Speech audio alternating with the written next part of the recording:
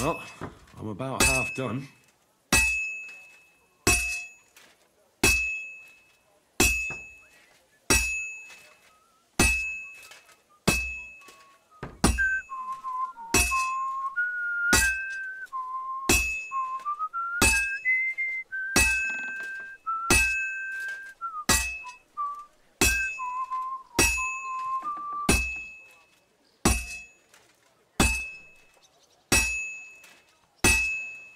This'll be done in no time.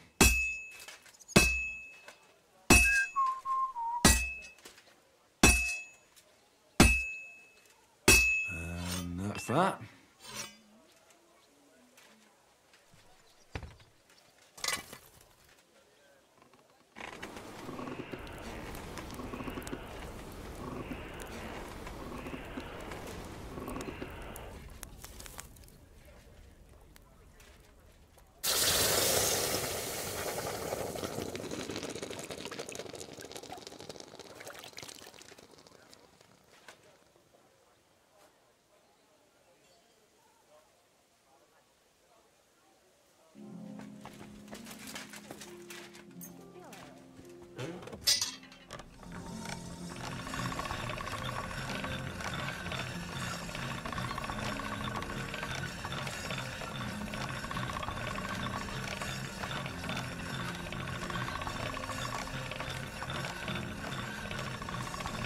That's more like it.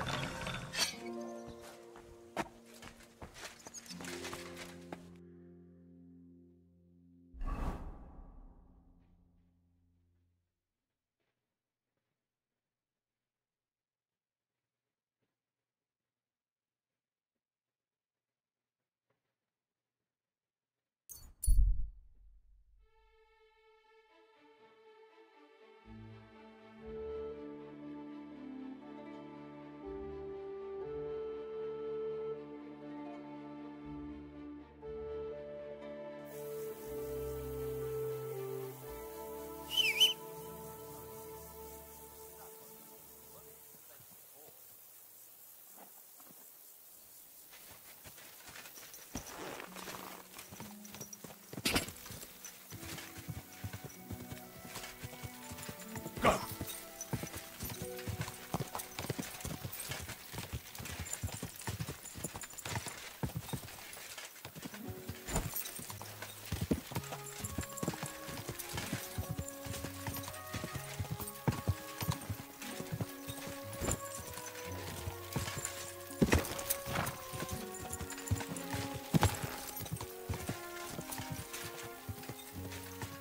Quick!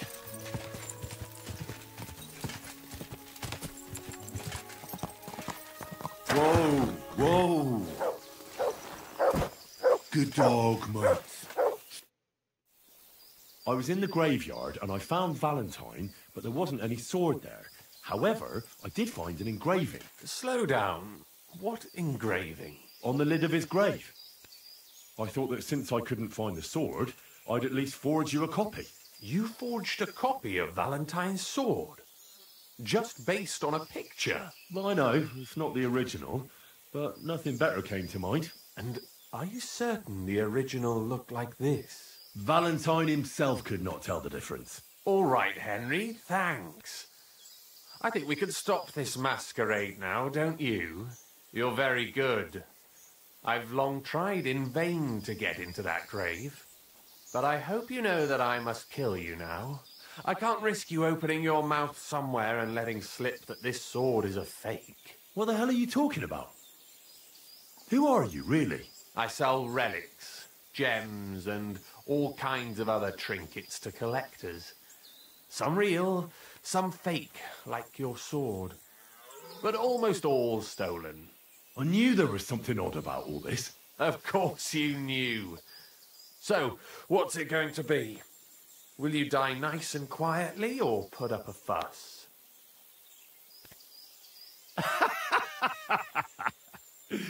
Are you serious? Yes, and so what? Stop fucking laughing. Take a good look at me.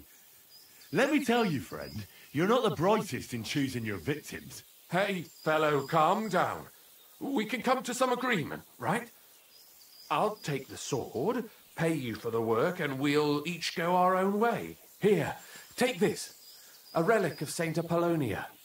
The genuine artifact, trust me. Do you know how much you can get for it? Fine then. Keep the sword and go. You see, Henry, I knew right away you were a reasonable fellow.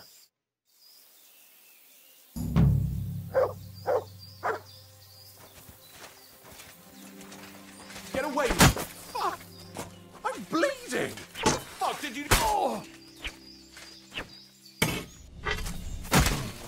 Ah! Oh! Ah!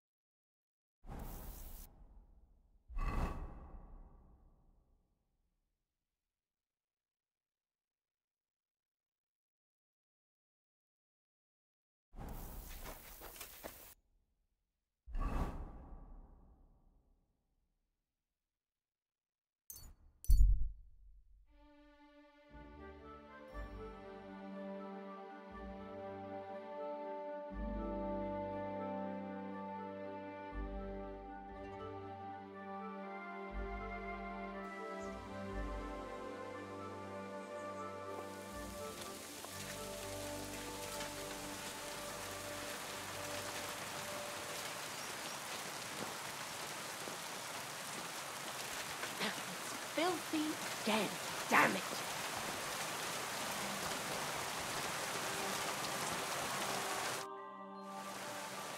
How goes it, Inky? Shitty. Absolutely shitty, just so you know. Exactly same shit as yesterday. And I can't wait to see how shitty it's gonna be tomorrow. What happened? Ugh. A pack of filth that's taken a liking to my tavern. They come in here like they own the place. Make a mess and steal. They hold nothing sacred. The poor women have to lock themselves away. They're godless swine. And the guards do nothing about it. Phew. Without orders, they won't do a thing. And Lord Buresh, who pulls the strings round here, may be a good customer, but won't lift a finger as the year is long. Then how many of them are there? Maybe I can help you get rid of them. For a few groschen. Lad, you'd need a company of pikemen for that. There's only 6 or 7 that come in here. But I hear they have a camp in the woods. And who knows how many of them are there? So a large band. A band of brutes, led by a fella they call Eggman. And he's a right brute. Former soldier, they say. Eggman? What kind of a name is that? They say he can crack your head open like an egg with a single blow. But I figure it's because he stinks like a rotten egg. Got breath like a beggar's ballsack. I can always smell his band coming a mile away. I'll take care of that riffraff. By yourself? What are you gonna do? These bands usually don't last long without a leader. I suspect if I get rid of Eggman, the others will leave you be. Damn it, lad. You certainly have some courage. Taking them on alone, but if you managed, it would help me greatly. You said something about a camp where they hide. Do you know where it is? Yeah. They're always yelling at me to go and get them there. I've got the balls. You must go northwest from the village, across a stream and then around the big yard where the smelters are. A bit further, still in the same direction, there's a little woods in the middle of a meadow. That's where those bastards hide. Hold on, I know that camp. Really? And there used to be an odd group there. Also bandits, led by a fellow with an arrow in his head. But they're long gone. Your Eggman must have occupied it after them. Well, excellent. Then you know where to go. But there's still one more thing. I got myself a little potion. I wanted to pour it into their drinks. Next time those swine show themselves. You know what I mean, right? Let's get rid of them. Maybe you'll find it handy. Fine. I'll take it. Anything else? Yeah. Why don't you take care of Eggman? Bring me some proof. Not that I don't trust you, just so I can sleep calmly at night. Fear not. I'm thorough at my work. And what kind of proof do you have in mind? I'll leave that up to you. You'll certainly think of something. Just don't bring me any cut off ears. Got it?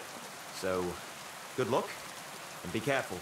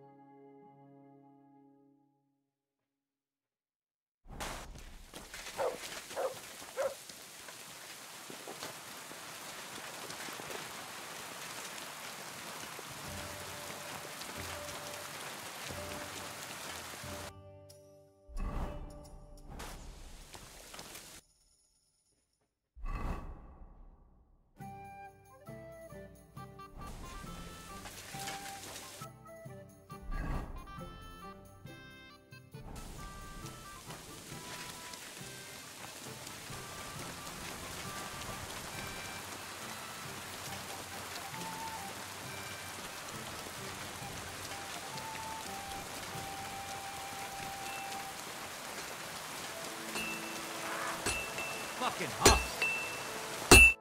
What can I do for you? Show me...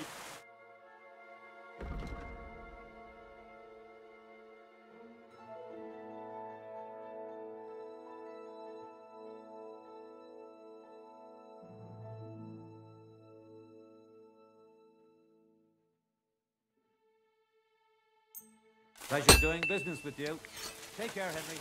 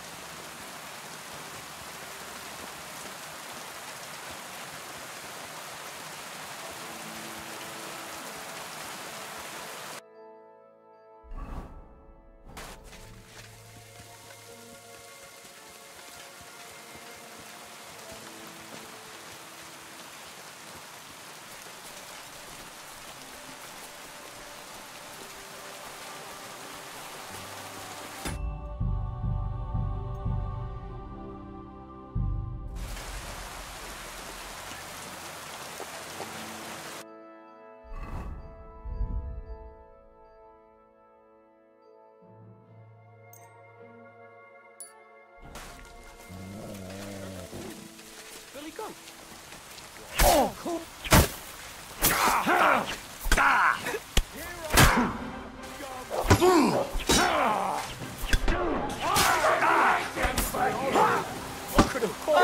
Get him!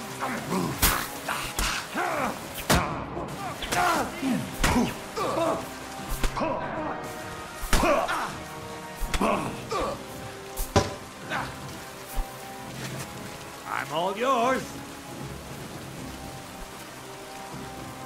Oh, I know he's spoiled. Awful. What do you want?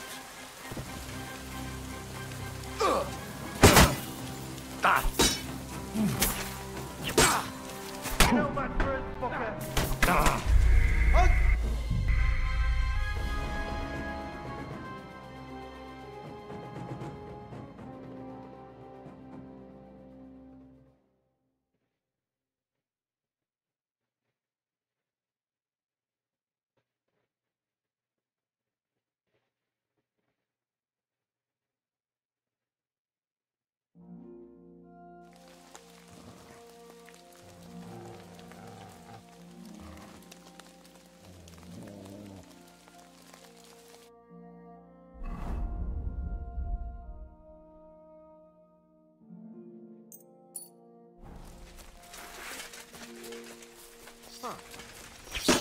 Nice try, you horse.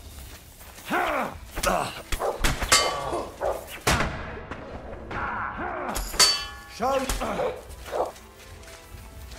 Fuck, I can't. You know that first fucker.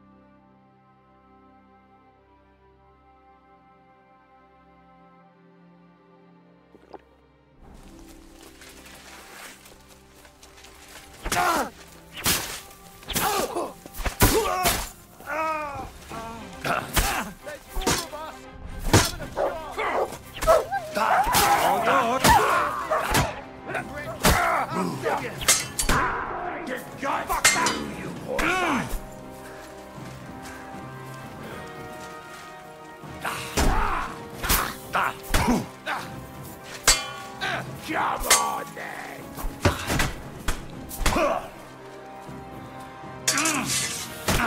Bleeding, are ya?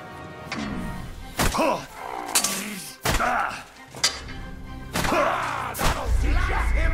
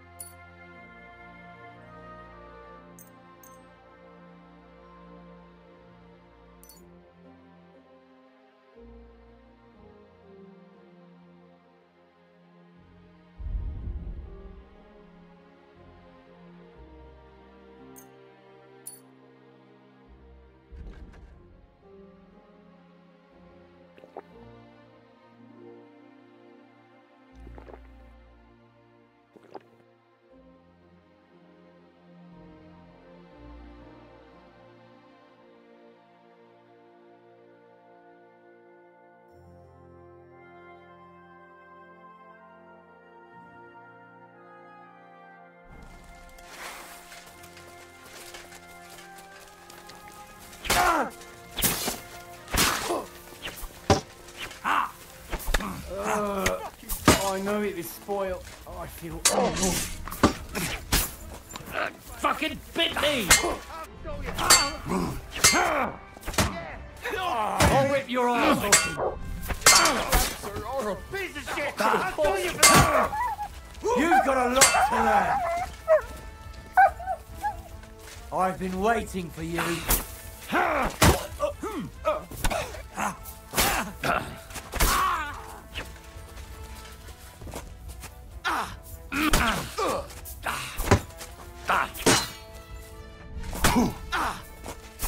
Useless!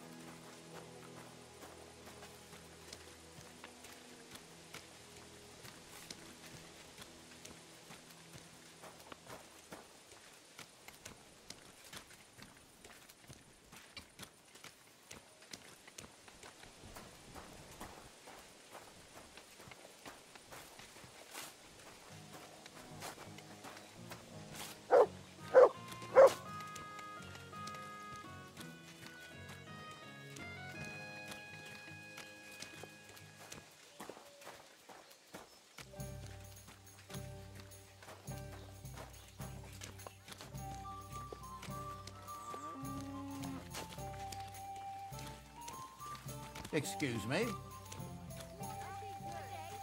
finest wares.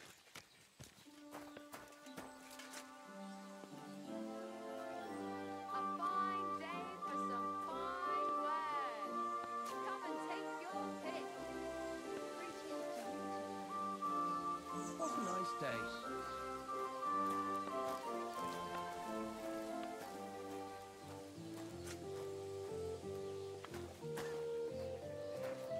Come and take a look. Quality goods. Greetings to you. How can I help? So I was in Eggman's camp. Damn! I'm glad you're still alive. Was it bad there? What about Eggman? You need not fear him any longer. He's taken care of. I brought you his hat, so you'll believe me. Fuck's sake! That's Eggman's pilgrim hat! He was a pilgrim. Bollocks! He was a murderer, but that band of his caught a pilgrim. They forced him to walk around the camp until he collapsed from exhaustion. Just like that. For entertainment. Can you believe it? Then Eggman stole his hat. Damn. Well, now it's yours. Thanks. I'll wear it in honor of that poor, tormented fellow. And how about holding a mass for that pilgrim? If he suffered so much on this earth, you could help him on his way to God, right? That's a very good idea. Thanks, friend. Here's your reward. You deserved it. And may God be with you.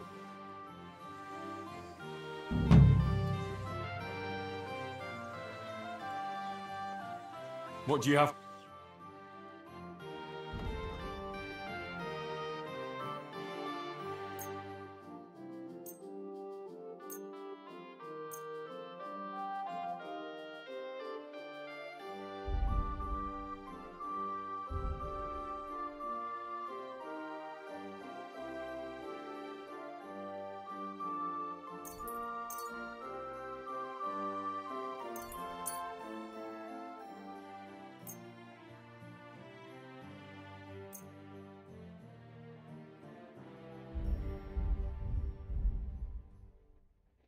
I'm glad you found what you were looking for, sir.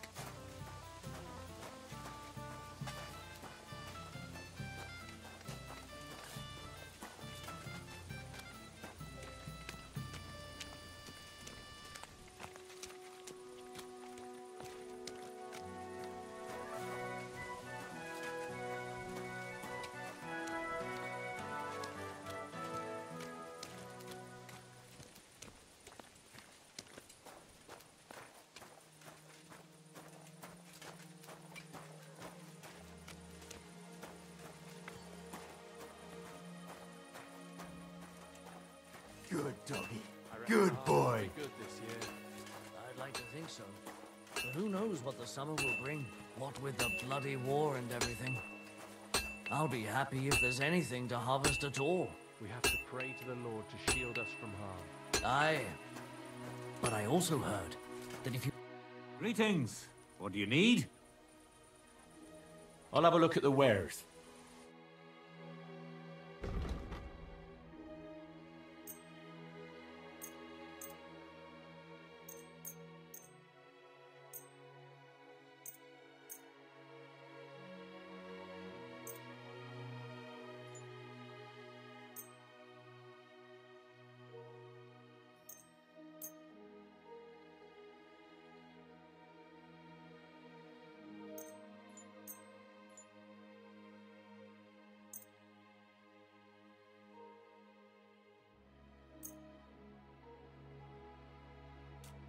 I'd like to do... Well, you see?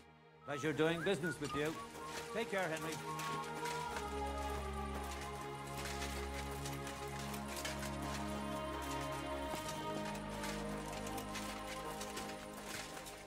Good day to you. So, how's it going? Fine. There's still plenty of work to do. Actually, I wanted to tell you that you're a really good blacksmith. I'm sorry I got so cocky. That's all water under the bridge, isn't it? We better get back to work. Oh well.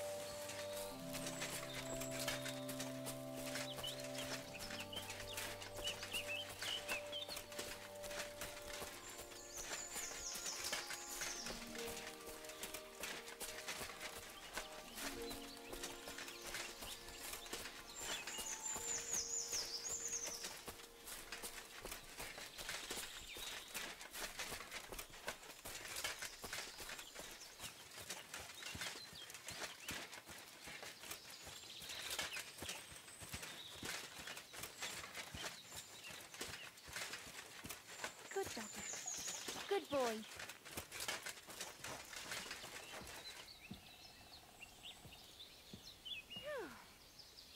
I'm all done in. God bless.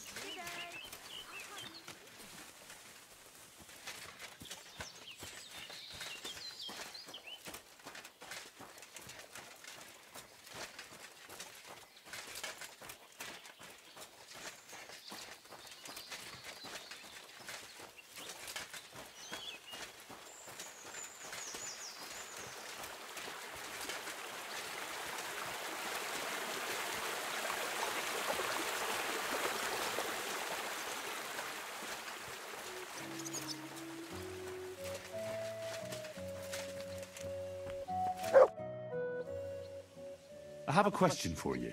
Ask away. Why is this place called the Devil's Den? Why do you think? Take a look at the regulars. They're all rogues, cutthroats, and smugglers. Would you prefer the noble elite? Well, I didn't want to attract any unwanted attention, but the hopping hair never really caught on. Devil's Den sounds better anyway. Maybe so, but it doesn't really instill trust in folks. What do you have for sale?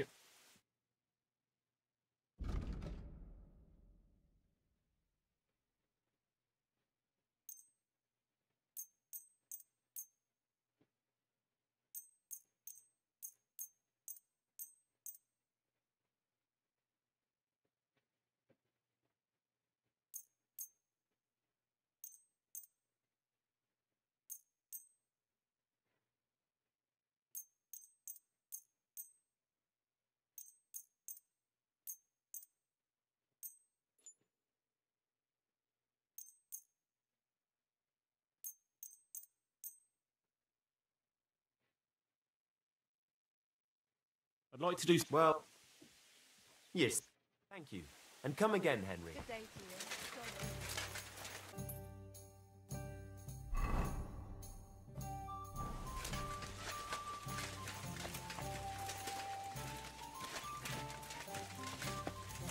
Christ, where did I put it? I'll be right there.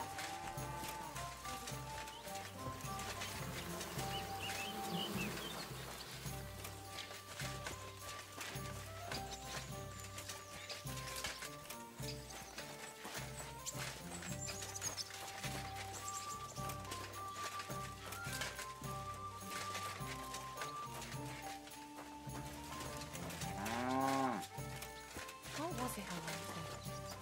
Greetings.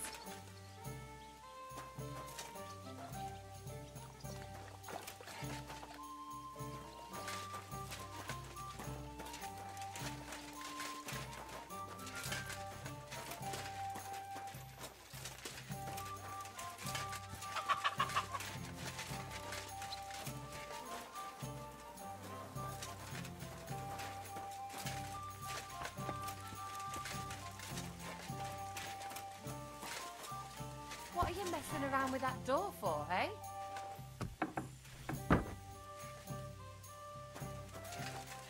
Shoo! Get out of my sight!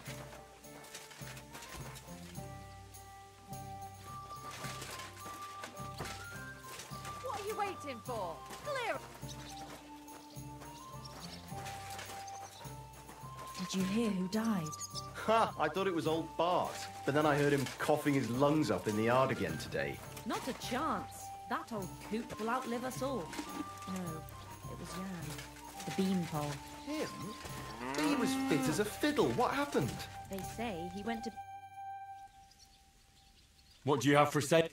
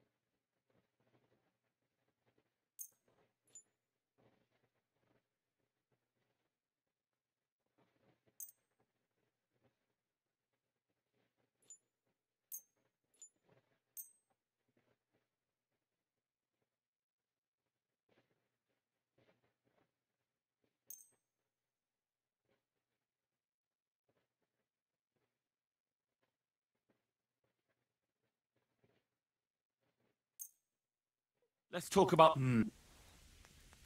Finally! I'm glad you found what you were looking for, sir.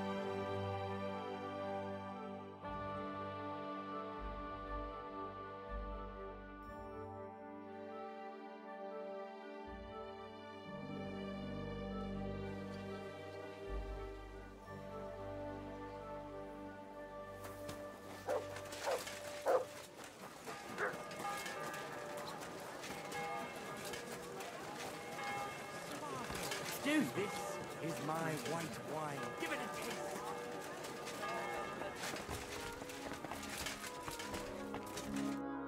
Schön dich zu... I'll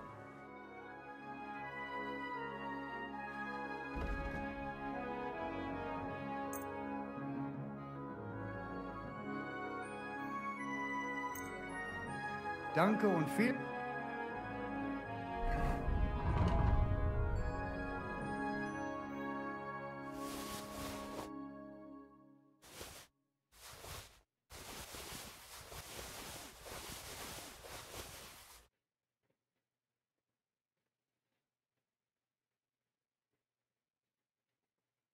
Glück für die Zukunft. I'll have a...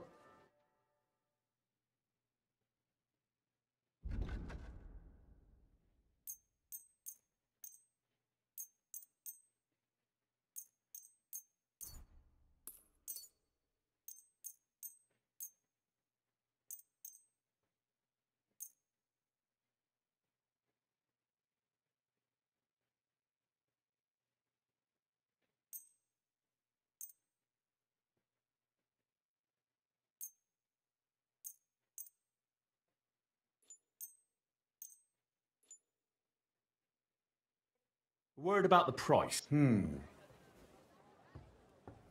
Hey. Zufrieden sein, mein Freund.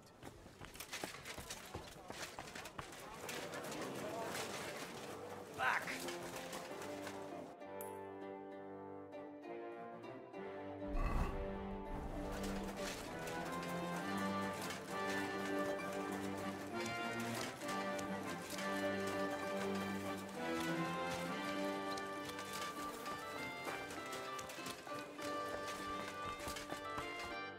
Grüß Gott, Bro. What do you need, Master? Surely there hasn't been another robbery. Ja, das stimmt. What was... Near Benishau, some band ambushed the smithy, murdered the blacksmith Jurek and his wife, and now they are said to be skulking about near the town. The blacksmith's children are now orphans, and I would like to get them back at least something of what those bloody whoresomes stole. I suspect the dense forest on the northern foot of Wysoka Hill. Ja, natürlich. But if you do not... Sehr gut.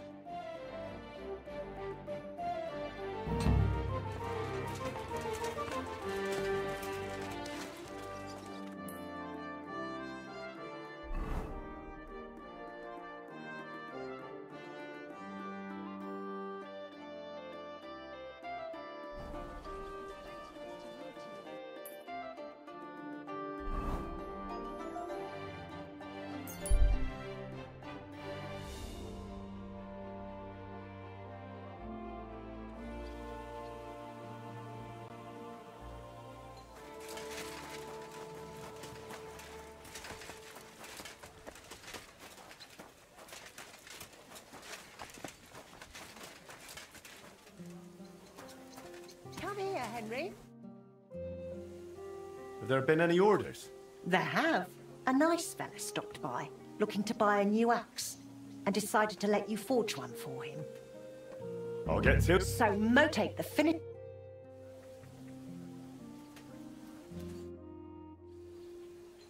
How's trade? I've got the coin for you here. Thank you very much.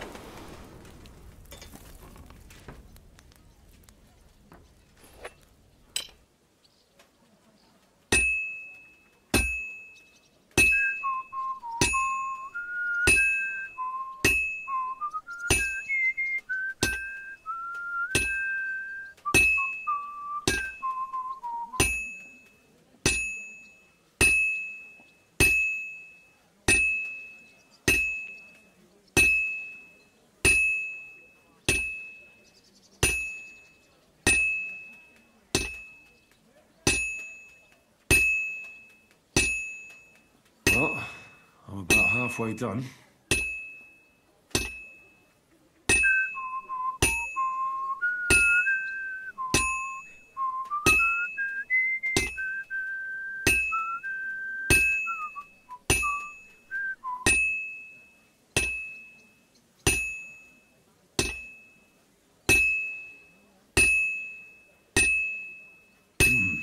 It's almost finished. All finished.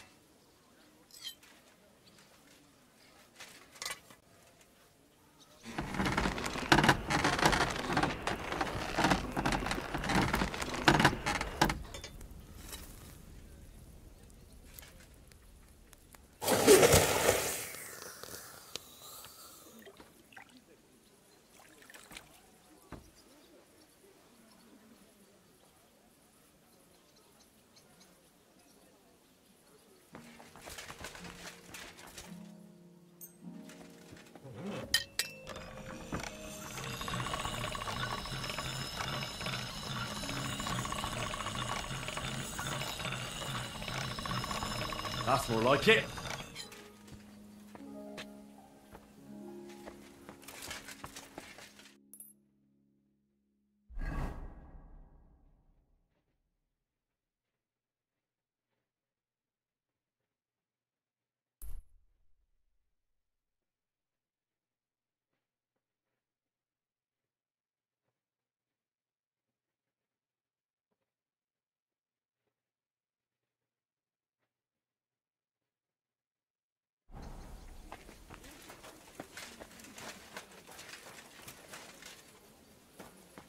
Here you go. Take it.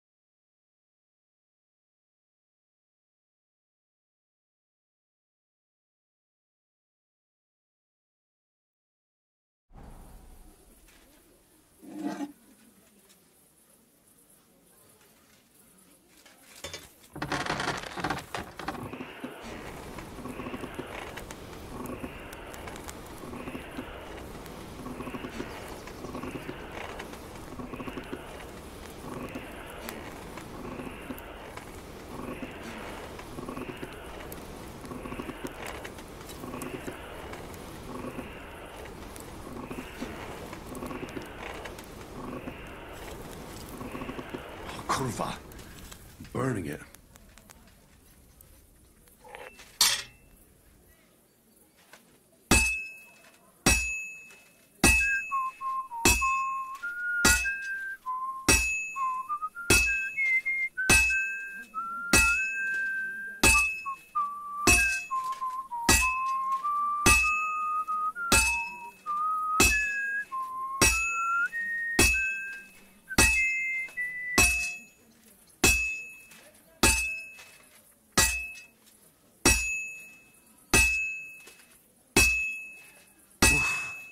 I'm halfway there.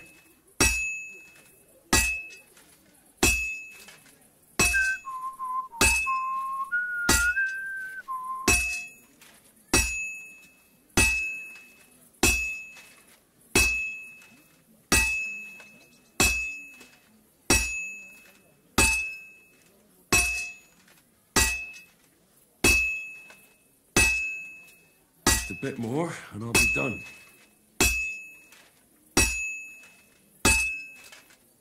That looks good. Now just to temper it.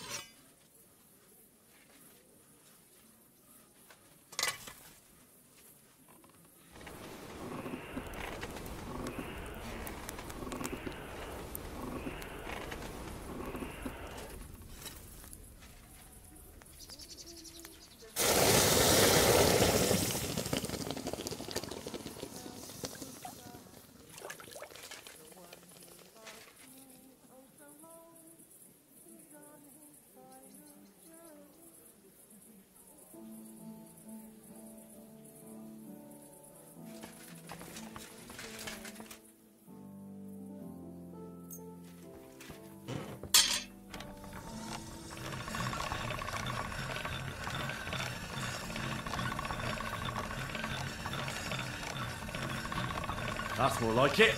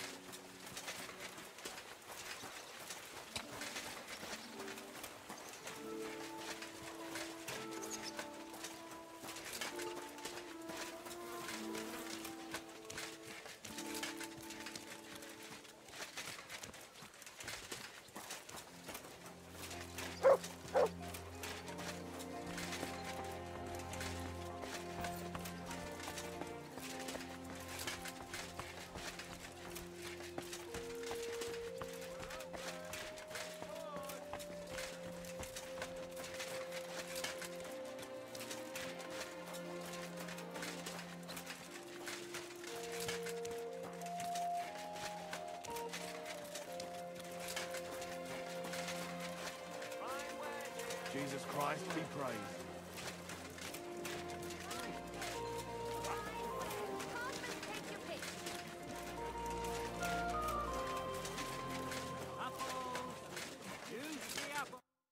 Jesus Christ. I'll have a look.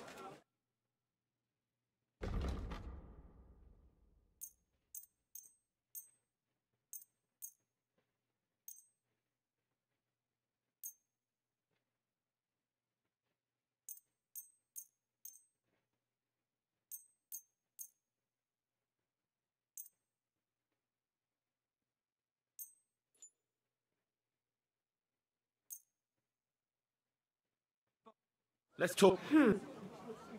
Finally. Happy to be of service, sir.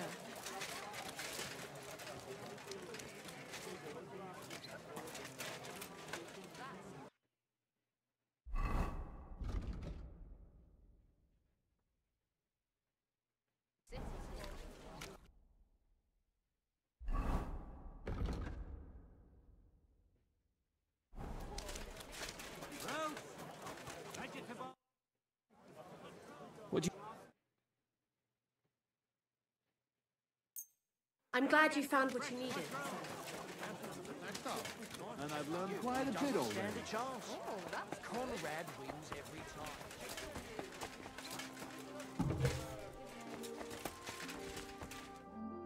Glad to see. I'll have a...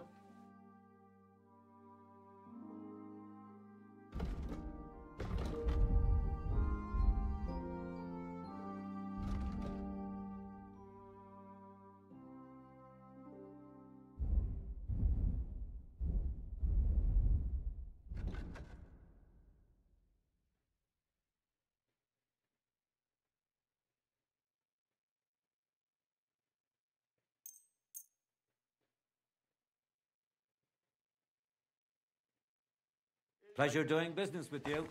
Take care, Henry.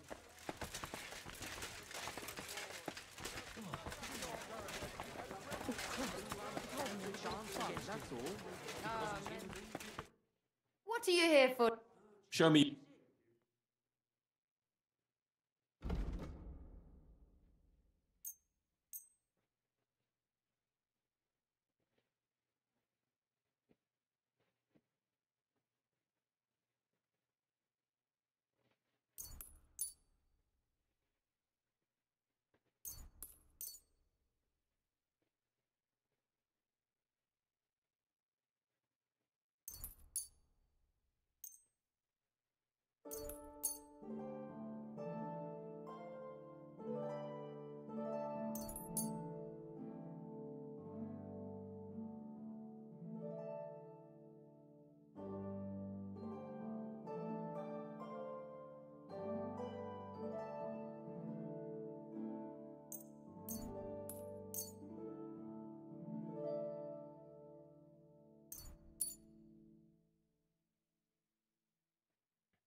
A word about... Aye. Thank you. And come again, sir. Superhuman strength.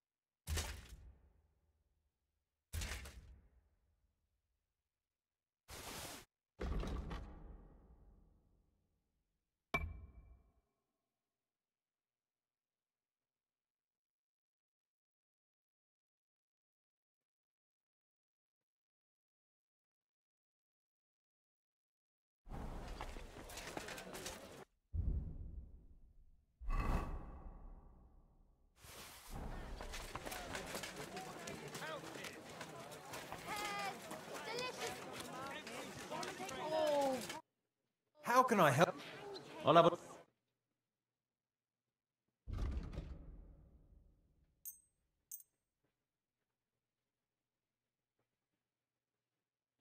Thank you, sir. And come again. I've just got this nasty premonition.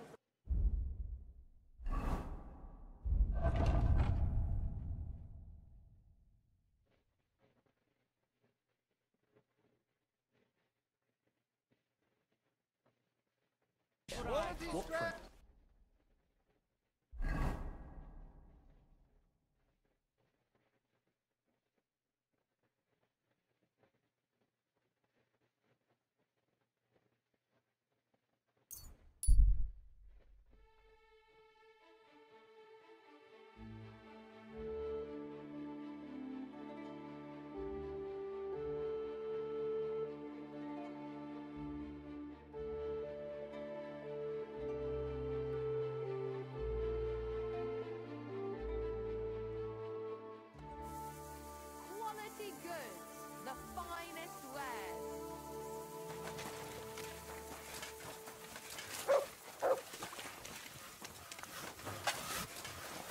My God, very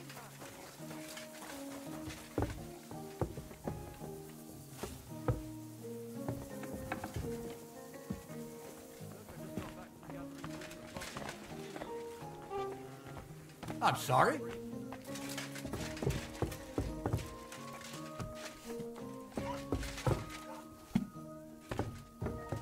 What is it? Who do you think you are, you wastrel? I brought you what you wanted made. I'm excited. Show me. Beautiful work. Thank you very much. And here's some groschen for the road. Glad to be of service. Good riddance, you vagabond.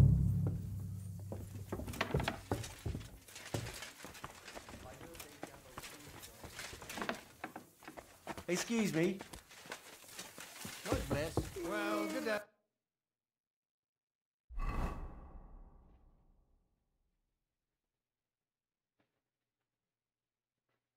Hey.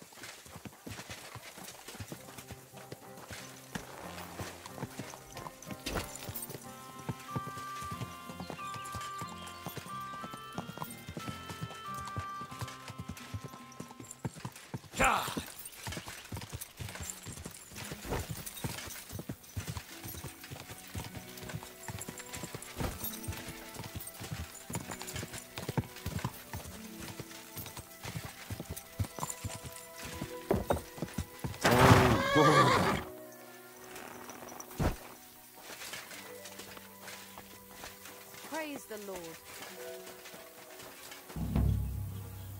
Damn it! My God! Thief! Thief!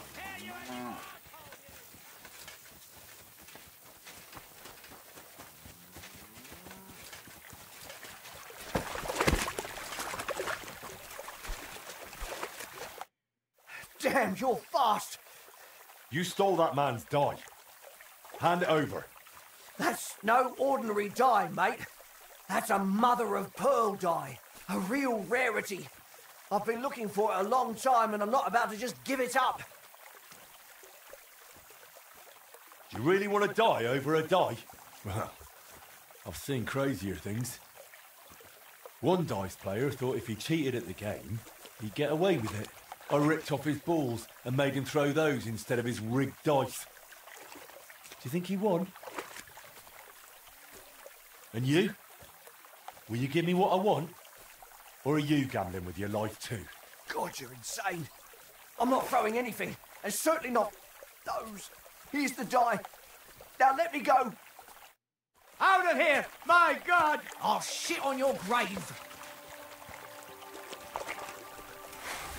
Oh. Oh. yourself.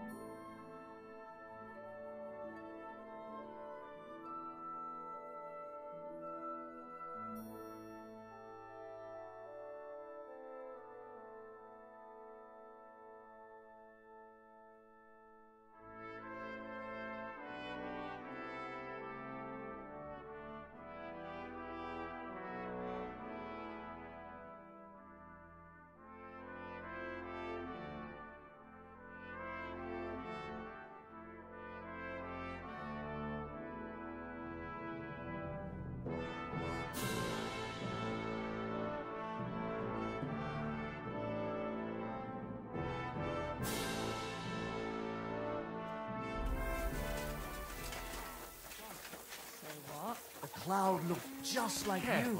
I reckon it must have been a storm cloud then. Was möchtest du? What's going on? Yeah, it isn't easy to talk about this, but you should hear it. A bunch of black guards from the Hungarian camp have occupied an abandoned barn not far from here. They rob and steal. Nothing sacred to them. And they've even killed a couple of people. Most recently, a local herds boy. What? He didn't want to give them a sheep, so they killed him and the rest of his flock and all. That really happened? Just on the other side of the stream here. Tja, und wer weiß, if they even buried the poor lad. Diese verdammten ungarischen Teufelskerle. Am besten, if you simply keep away from the place. I know who you're talking about, but why doesn't the local bailiff do anything? Pah, because even though they are certainly deserters, they still wear Hungarian colors, and the people here are scared to death of Sigismund. Und weiß Gott zu Recht. Und das ist alles. That doesn't sound bad. Thank you, innkeeper. What's going on around here? Ja, etwas schon. It isn't easy. A band, they rob. What? He didn't. That really... Just, tja, am besten. I know who you... Ha, und das... That doesn't...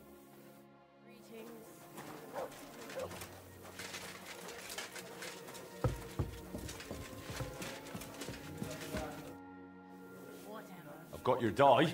Oh, my little mother of pearl. I thought I'd never see it again. Will you give it back to me? I'll return it. Here you go. Thanks. I'm really proud of it.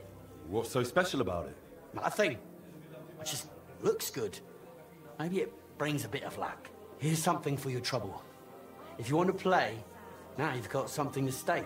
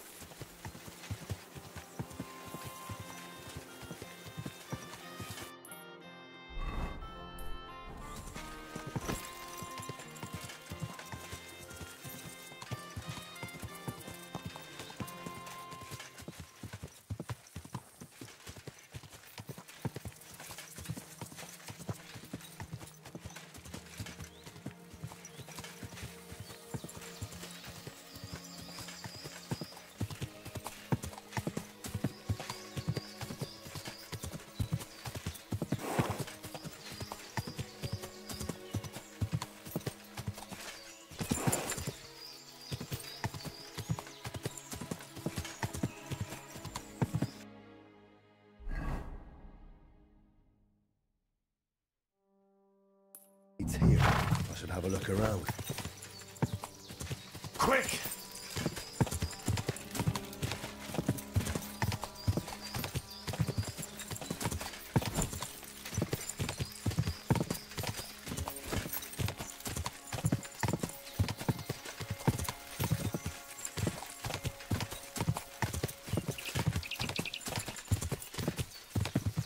Go!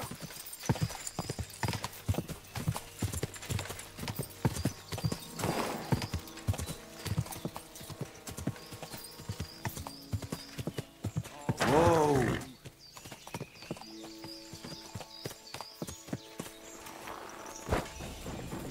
I've been waiting for you! Too slow!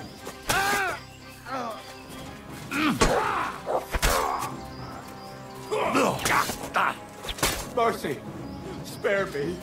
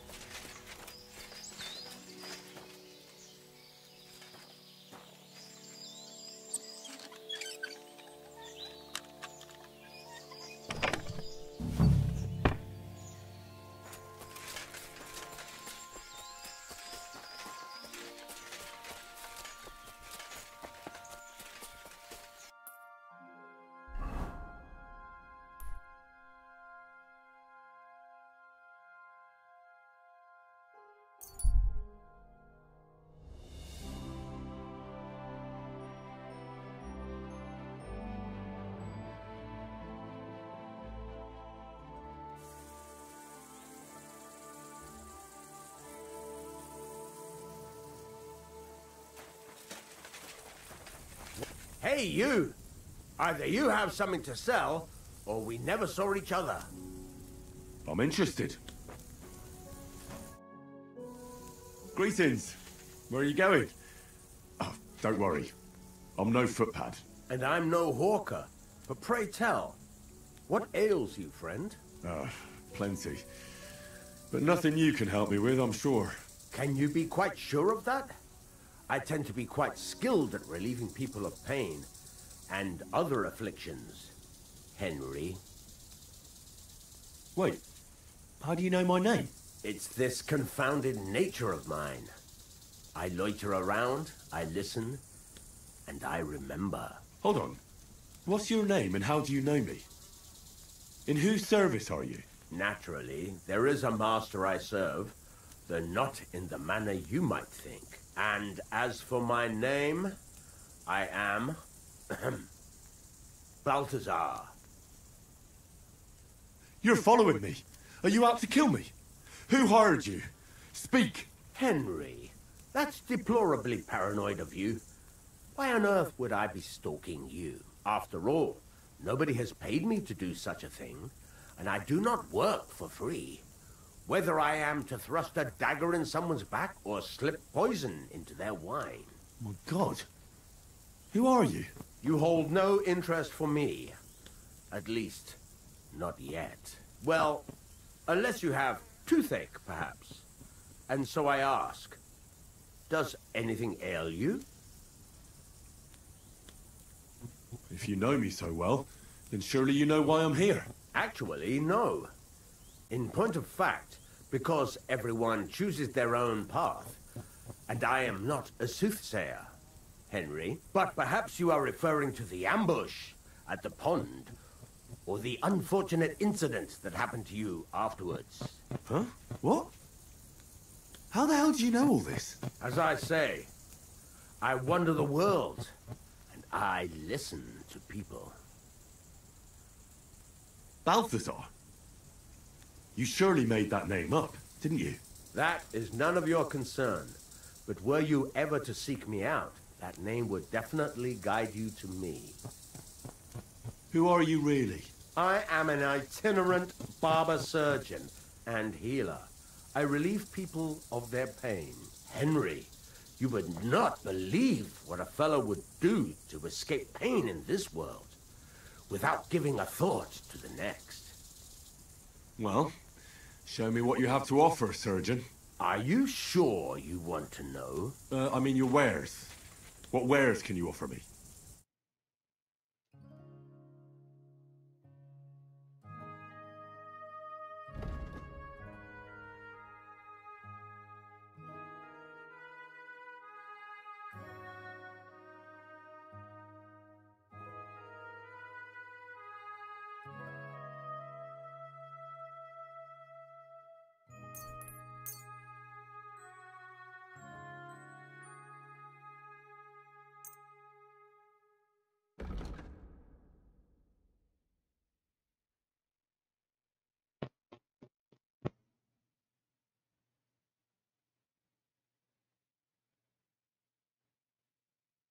I'm glad you found what you were looking for, sir.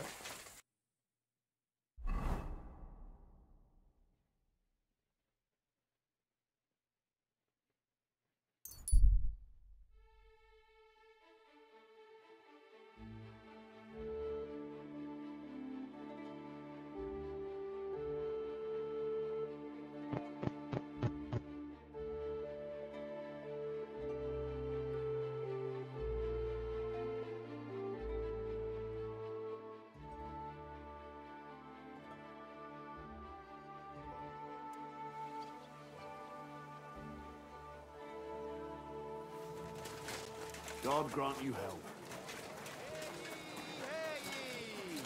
Let it be known that a new one of tax the best wine in Gutenberg.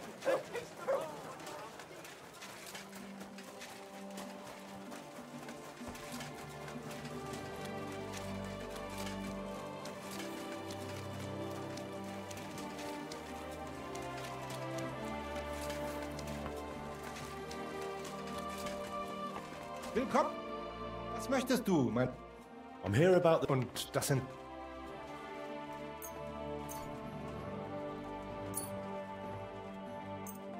Hi. Here you go. I hope I didn't forget anything. Gut gemacht. The other masters will be pleased. Glad I could help. Vielen Dank.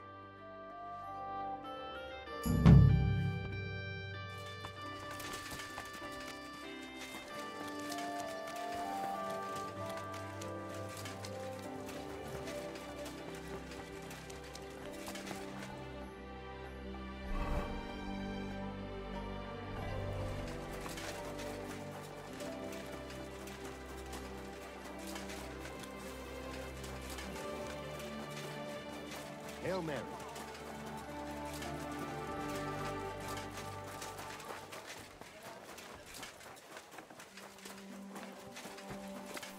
Can I help you?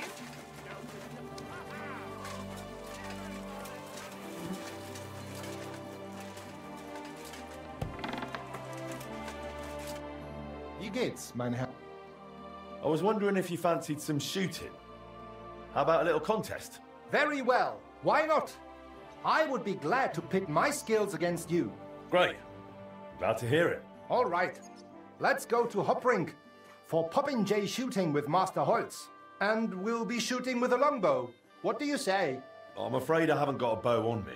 I understand.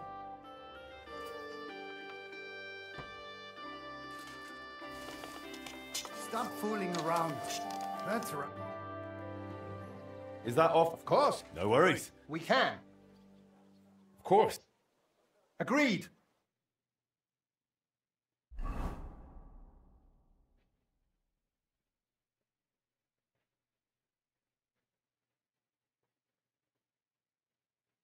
Archers, take up your positions! Now!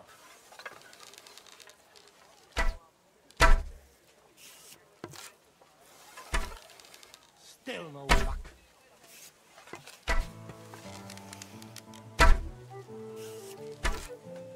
Still no luck.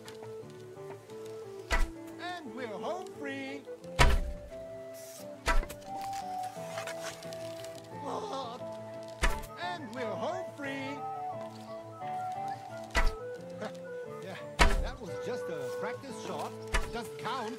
Got it.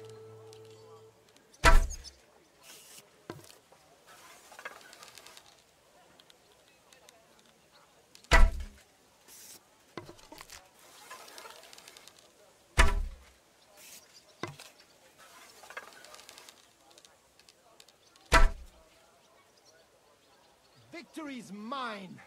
At last, a win for once. Oh, Christ.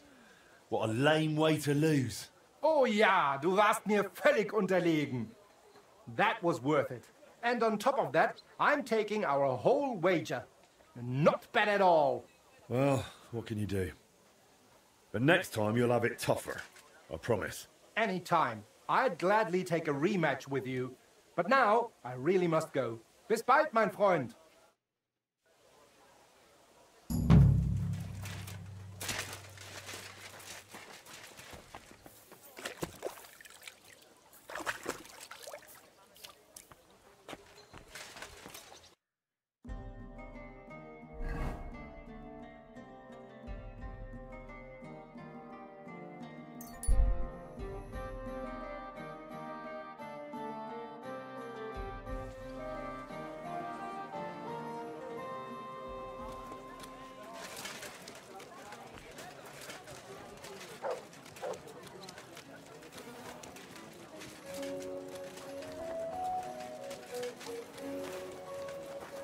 I apologize. I'm sorry.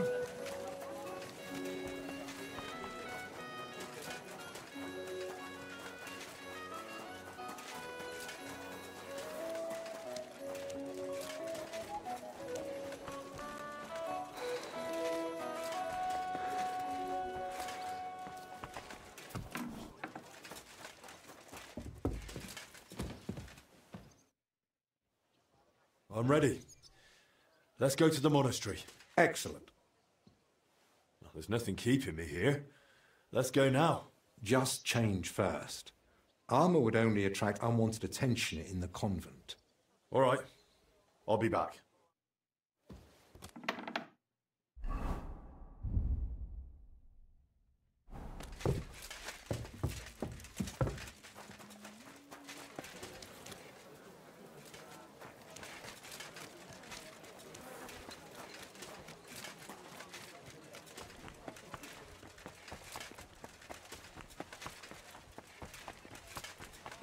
Greetings.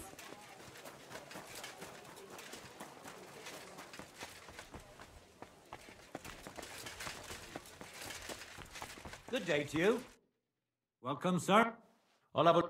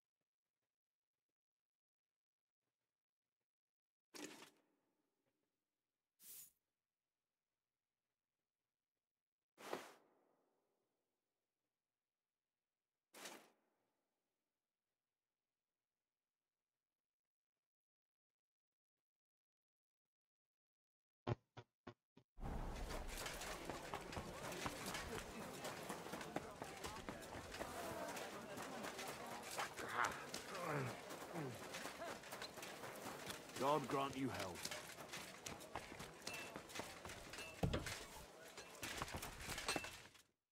Greetings to... What do you have for...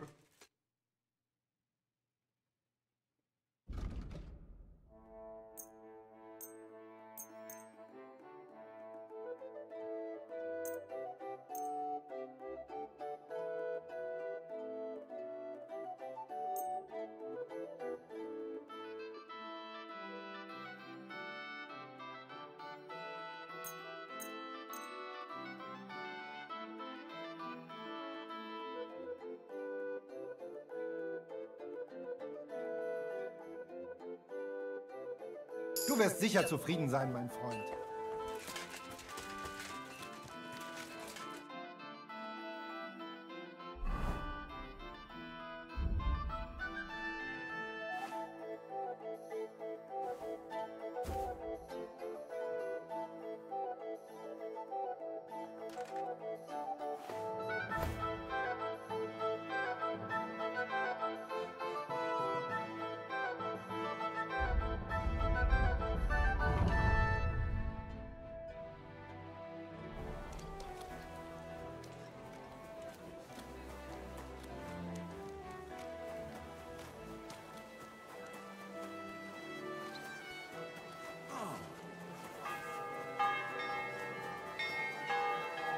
Greetings. Hola.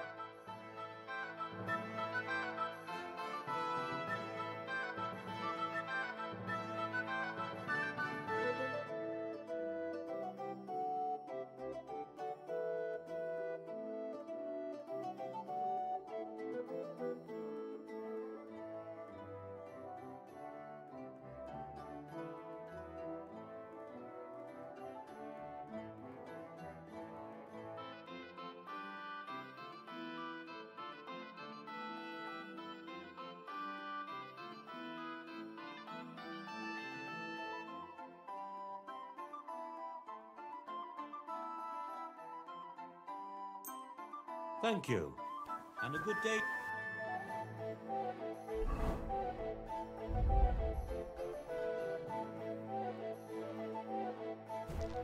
To you, friend. Excuse me.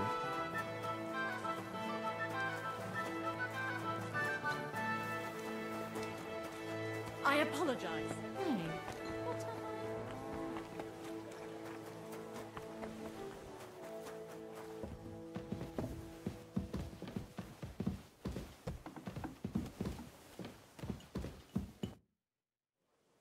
I'm ready. Let's go to the monastery. Excellent. There's nothing keeping me here. Let's go now. I'll just grab a few essentials. All right, then.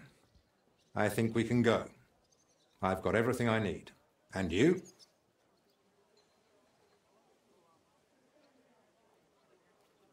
How am I supposed to behave at the monastery?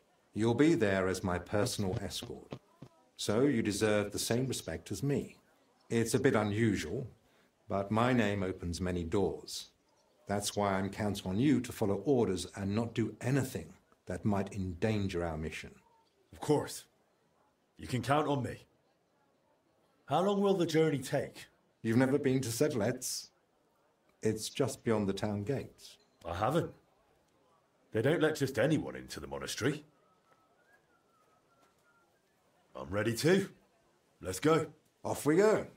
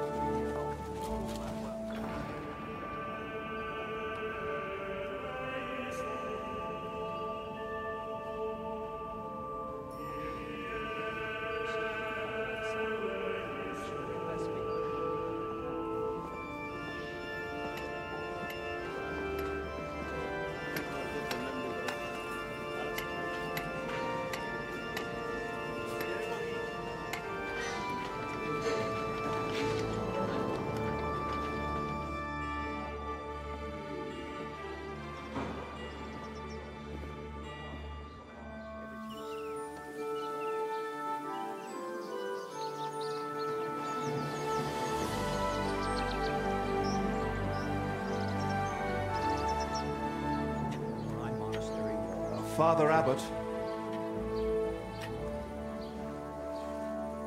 Albert, my friend. Christ be praised.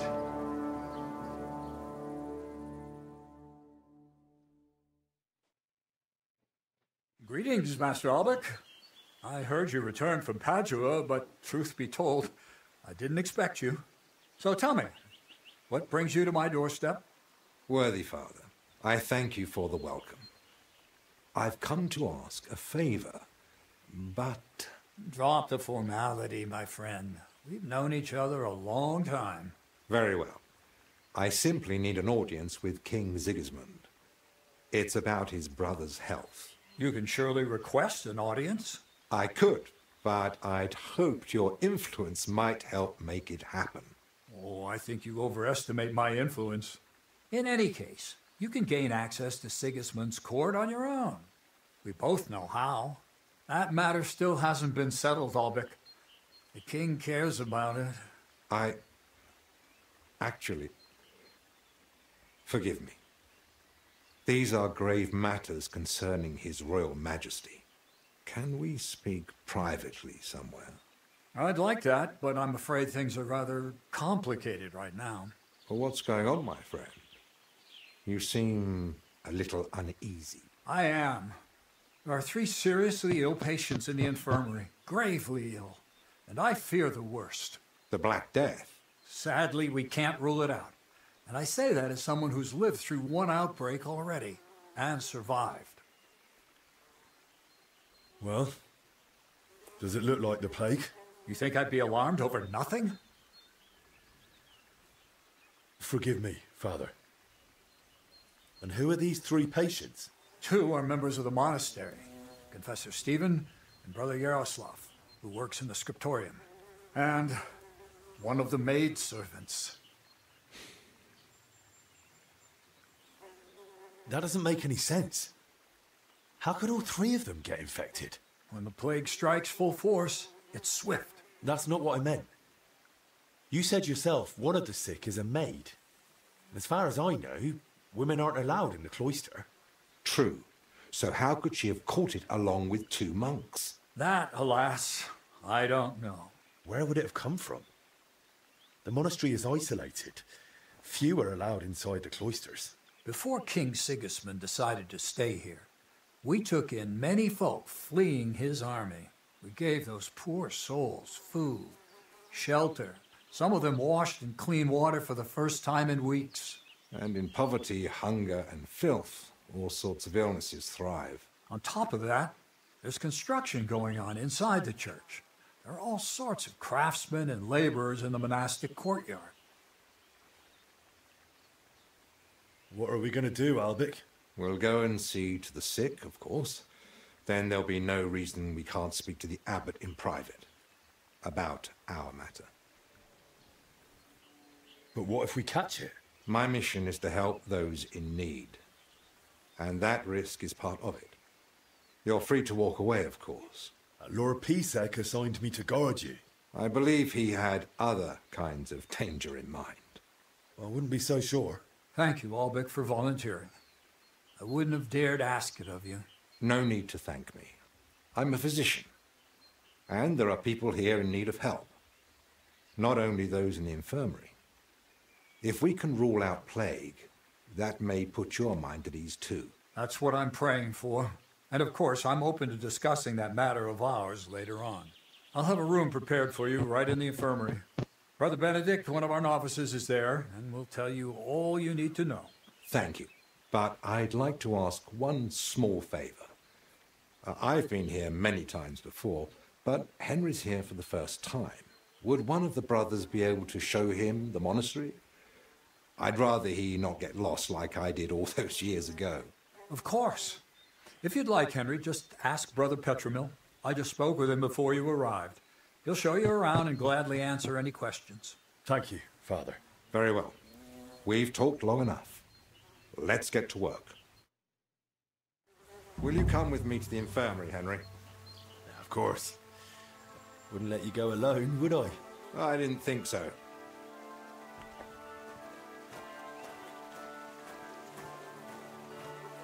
Tell me, Henry, didn't the abbot seem anxious to you? I don't know. But fear of an unknown illness is natural, isn't it? Well, that's true, but I don't know. The plague's a terrible illness. Careful. But surely they'd recognise it in the infirmary. Why would he need you? Well, the thing is, the monastery isn't in great shape. Not that you'd notice right away. King Wenceslas borrowed heavily from settlers, and now the monastery has to sell land to pay off its debts. And when Sigismund marched on the town with his army, that didn't help matters either. And if plague really did break out, that could be the final nail in the coffin. The abbot might be forced to dissolve the monastery. But let's not jump to conclusions. I want to see the sick with my own eyes before we start worrying about the plague.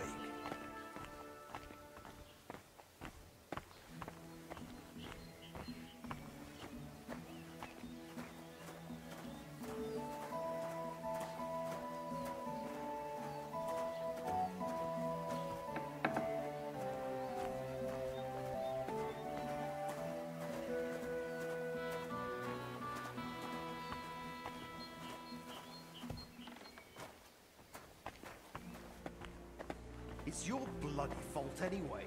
Oh, I struck you first, and that should have ended the duel, but no, you just had to have...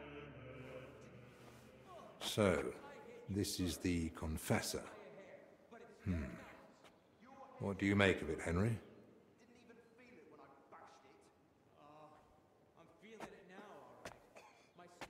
He looks worn out. Doesn't even notice us. Whatever's wrong with him, it's clearly taken a toll. Exactly. At his age, any illness hits far harder than it would a young and healthy man. Well, the good news, I suppose, is that he's not in agony. Pain's part of life, but no one deserves to suffer too much. Compassion, Henry, whether for the suffering or even the enemy, is part of every good physician's character. Unfortunately, not every physician is a good one. Albek? Albek of Unchov? Zacharias? What are you doing here? Wherever His Majesty goes, I must follow. You know how it is. But why aren't you in Padua, studying? Have you been missing your homeland? I was summoned home for urgent matters. And since I'm here, the abbot asked for my help. Ah, yes. This plague he's so afraid of. Plague?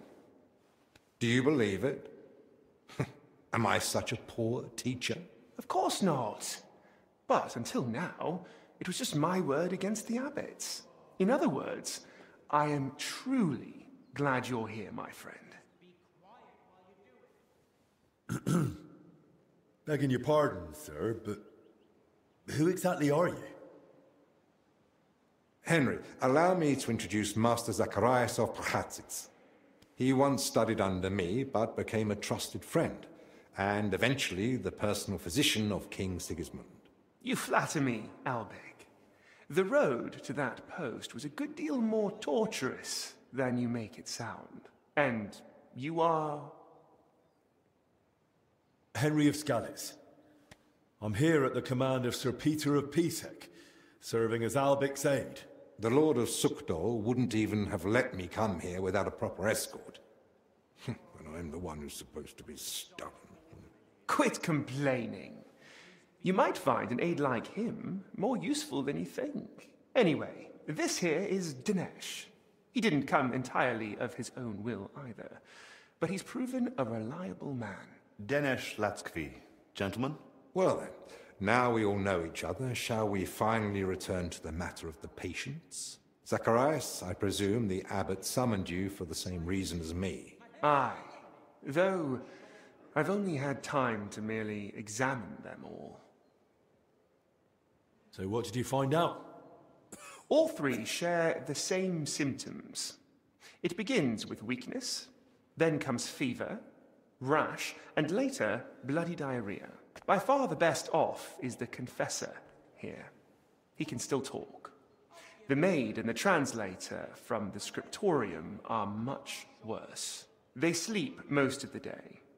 And when they do speak, it's nonsense, because they're delirious with fever. Right. In that case, first we need to bring down the fever. Have they given you anyone to assist? Yes, Benedict. He's a novice and a bit odd, but he knows more about alchemy than most. We'll need linen and clean water for compresses. Pre-boiled water is best. Have you got chamomile decoctions? Benedict brews a fresh batch every evening. And what are they feeding them? Mostly bread, fruit. Yesterday they had fish, but they haven't eaten much of it. That doesn't sound like proper food for the sick. If they've got a fever, they need to be drinking a lot, don't they? You're right. This is no good at all. They might as well be feeding them dry pretzels. They should be getting something light and nutritious, ideally in liquid form. Broths, stews, thin porridge. Agreed. Dinesh will speak to Solarius Julian. You know the way to the kitchen, right? Consider it done. Then fetch herbs from Joachim. I gave him a list of what we'll need. Gentlemen. Joachim, you say? Well now. Who's this Joachim? You know him? The monastery herbalist. He lives in a hut in the garden behind the infirmary. But if I were you, I wouldn't bother him too much. He's a grumpy old fellow. You say that because you don't know him. I'll tell you more about him, Henry.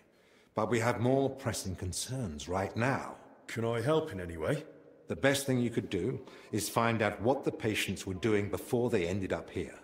Diseases spread through foul air. So if we find where the three of them were breathing the same air, we'll find the source of the infection too. Who should I start with? If I were you, I'd start with the confessor. He's the only one still lucid enough to speak. Better hurry. He might take a turn for the worse any moment. Who should I ask about the maid? As far as I know, her name's Blezhna. She gets her work assignments from Steward Zdenek. So I'd go and speak to him. And apparently, she's got a friend here. She might know something too. Try and find her. Who might know the monk who was translating in the scriptorium? Everything to do with books is handled by the librarian. His name's Crispin. He likes the sound of his own voice, but if you're patient, he might tell you what our patient was working on. Can I help with anything else? No, that's more than enough now. Once you've found something, come back. Maybe we'll have figured out more by then.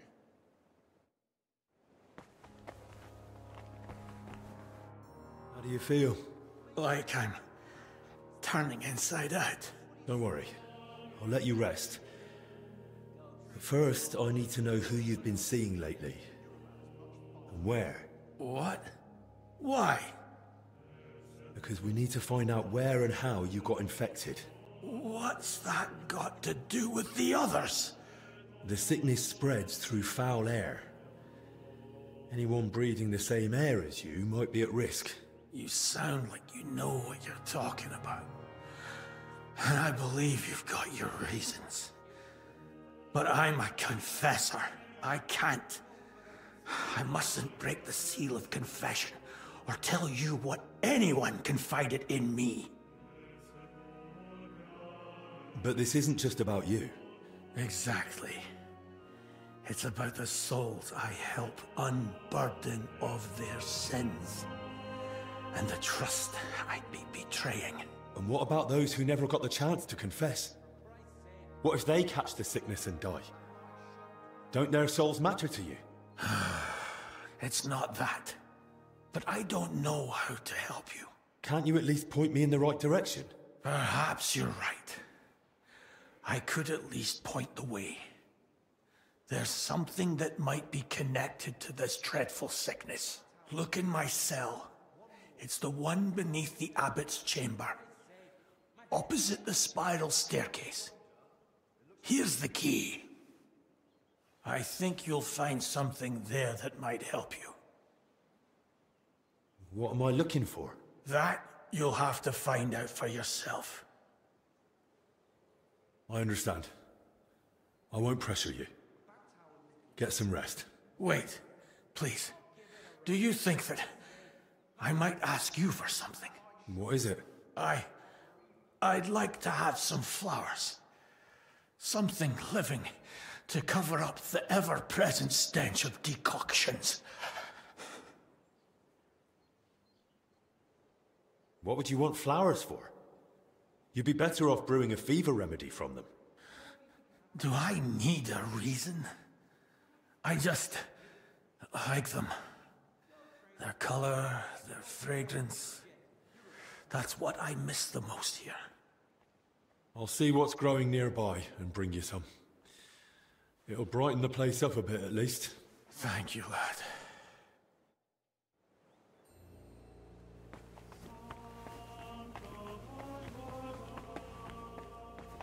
Look, maybe we could have a rematch once they let us out. Helping!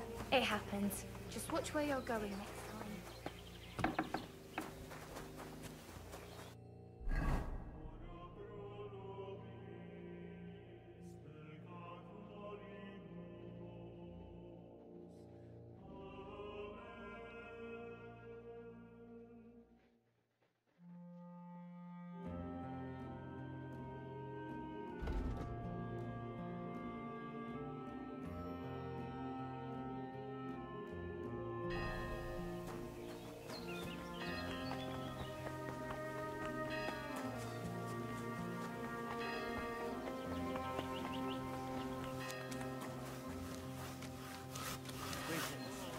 God bless you. Good day to you. You're Zdenyak, right? They say you're the steward here. I need to find out something about Blazena. She's lying in the infirmary. What's it to you? She's in a bad way. Master Albic is treating her, but to work out what's wrong, I need to know what she's been doing lately. Oh, I see. That's different. What do you want to know, then? What sort of work does Blazena usually do? All sorts. She's a maid, so she does whatever needs doing. Did she ever go into the monastery? What would she do there? Women aren't allowed in. But she still manages to get where she's not allowed. What do you mean by that? It'll sound terrible with her being sick now. Whatever it is, out with it. I think she's been stealing. Lately, food's been going missing from the pantry, and she and I are the only ones with a key. I was just about to throw her out, but then she fell ill. Where does Blazena sleep? I'd like to take a look at her room. What for? How do I know you won't nick something? Excuse me? I can bring Master Albic here if you like, but he's got better things to do. Like saving Blazena and the others. All right, no need to shout. Blazena sleeps in the house across from the church, like most of the help. When you enter, go through the door on the right, then up the stairs. Her bed and chest are by the window. I'll take a look there if that's all right. Who was Blazena closest with here? She shared a room with Valerie. I had to separate them more than once so they'd stop chatting and get to work. And how do I recognise Valerie? Easy. She's the only blonde among the maids. And where do I find Valerie? That's her, standing over there. But listen, don't tell her what I suspect. She might take it the wrong way. Where did you say I'd find Valerie? That's her, standing over there. Thanks.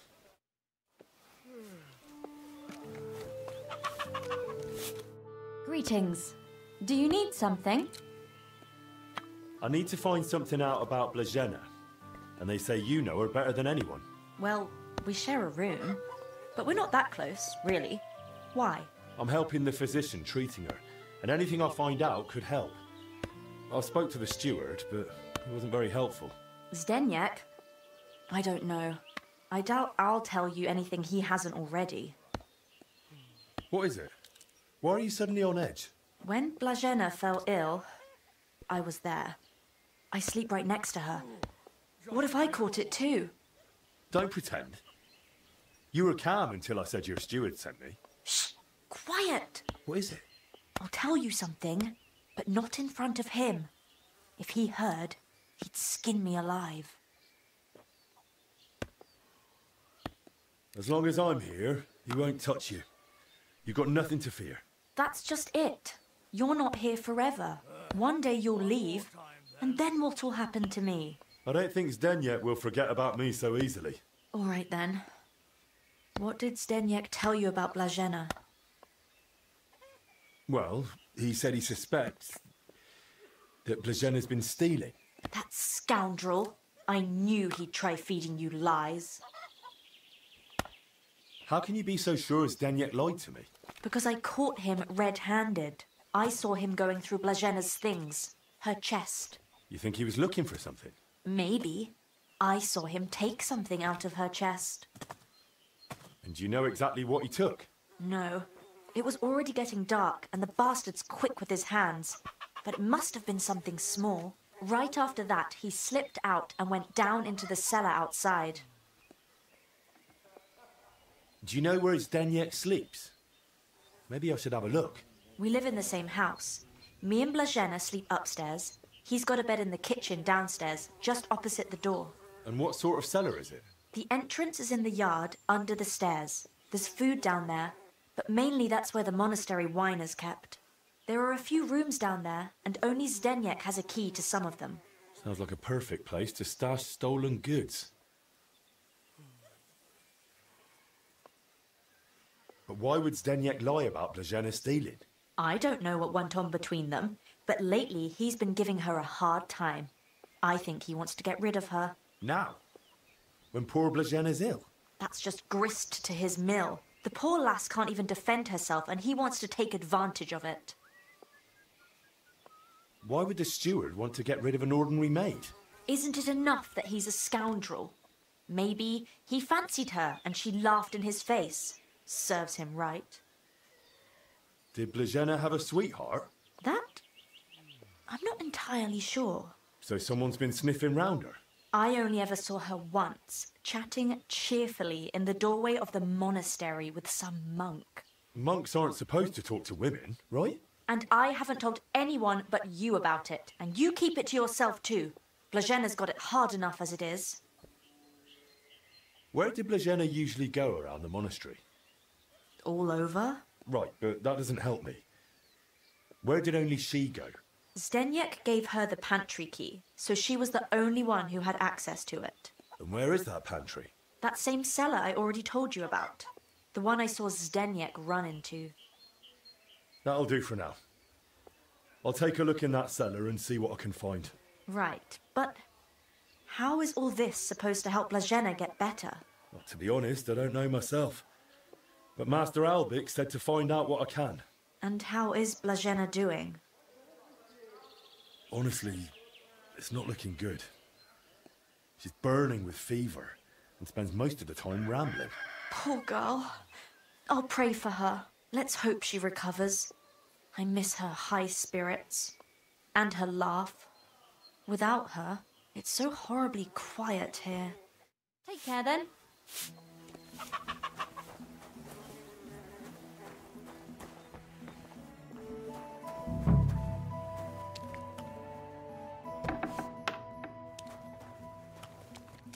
That's a lot of water. What's Zdeněk using it for?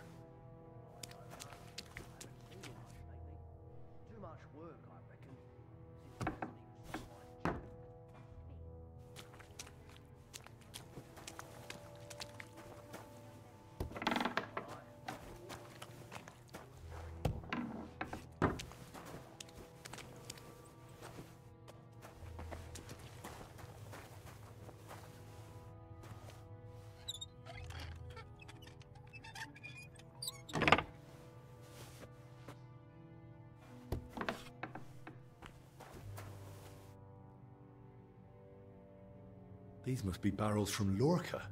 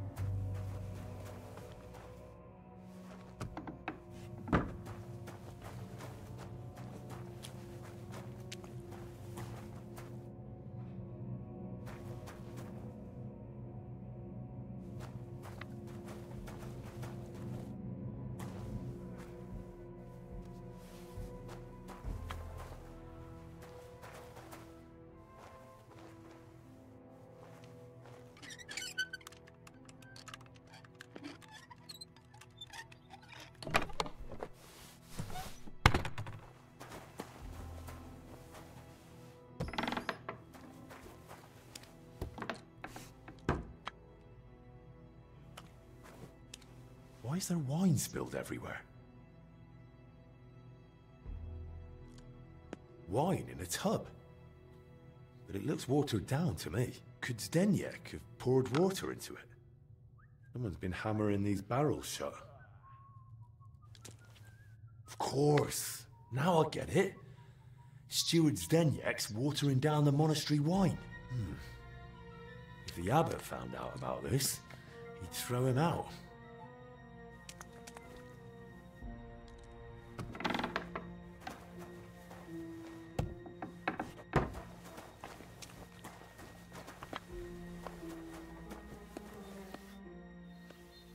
I know you're watering down the monastery wine. I beg your pardon? Don't act like you didn't hear. You know exactly what I meant. You feeling all right? Maybe you should lie down. I saw your cellar. What? But no one's allowed down there. And I know exactly why.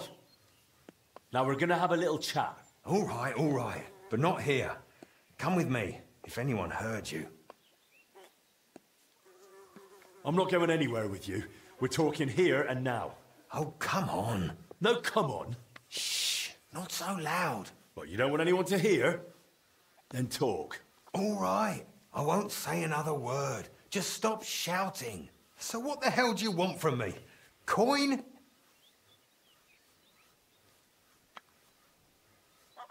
What did you take from Blažena's chest? Take? Me? Don't deny it. They saw you rummaging through her things. What's Blažena got to do with all this anyway? Did that bitch tell you something? Don't speak about her like that. You hear me? The poor girl might die. And anyway, why would she tell me anything? Because she figured it out too.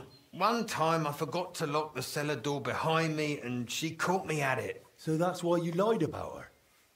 So no one would believe her if she gave you away? You're a right bastard. You know that? Go to hell. So what did you take from her chest then? I found a key in her chest. What key? What's it for? It's for the monastery cellar. You mean your cellar? No, it's the key to the cellar under the monastery. But how would Blažena get something like that? Women aren't even allowed in the monastery.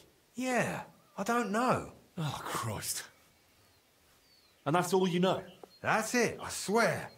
Then give me the key. I don't have it on me. So where is it? It's hidden, where I keep the silver from the watered wine. I figured you'd want something in return for keeping quiet. Keep the silver. I just want the key. Really? Then it seems we have a deal. Come with me. You know what's going on with Joachim as of late? I went to him to get some sage for cooking, and he seemed down. I don't know. I haven't seen him much lately. Too much work.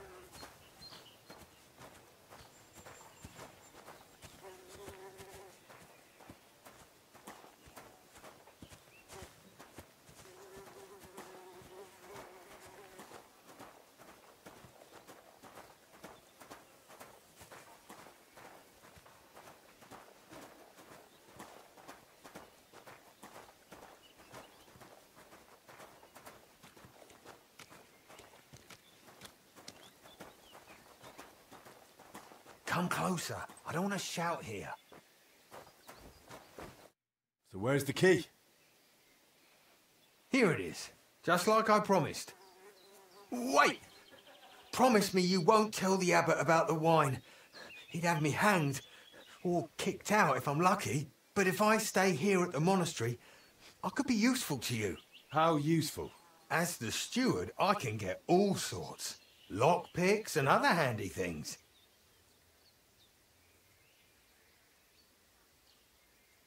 We'll see. I'll think about it. But now clear off.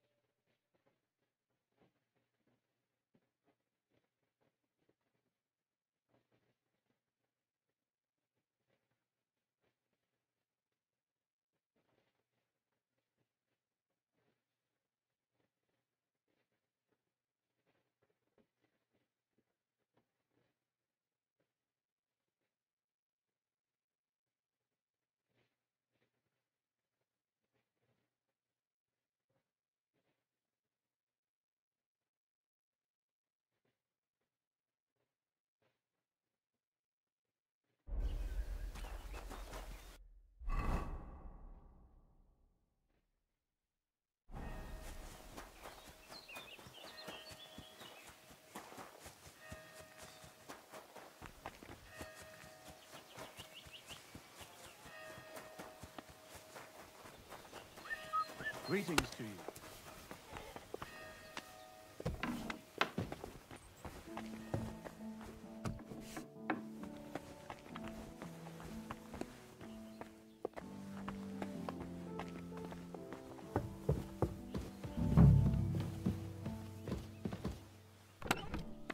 That's a lot of coin.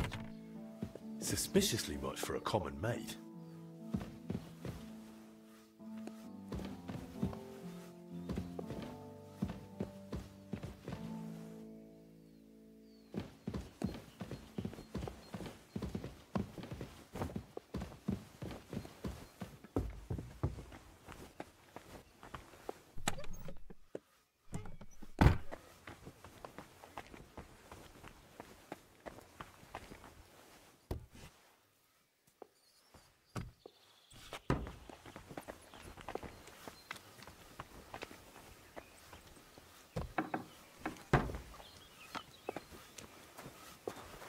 Blessings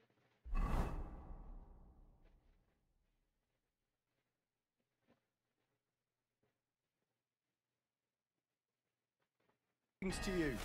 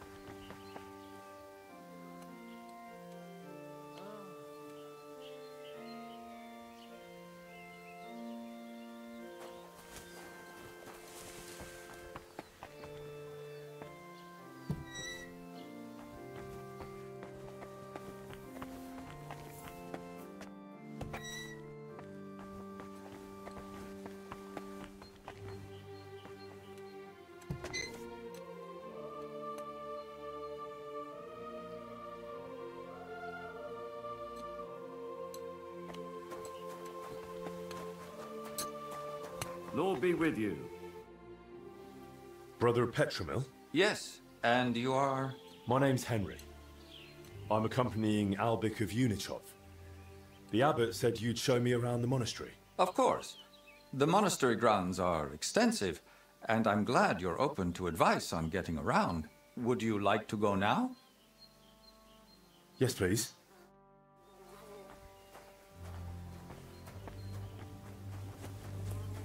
Our monastery was the first Cistercian monastery in Bohemia, and is thus the mother of all our order's monasteries in these lands.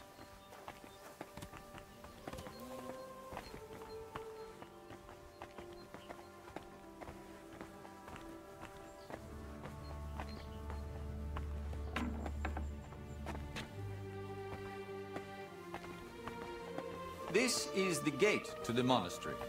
Within the monastery grounds, you'll find the workers' dwellings, farm buildings, and fish ponds. And on the far side of the monastery, we've got an orchard and gardens.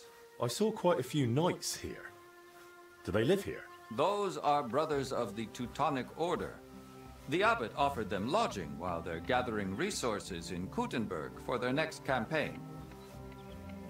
Sigismund, knights. The abbot really tries to help anyone, doesn't he? The rule of Saint Benedict commands us to help those in need. But I doubt Benedict meant the needy dressed in silk and steel.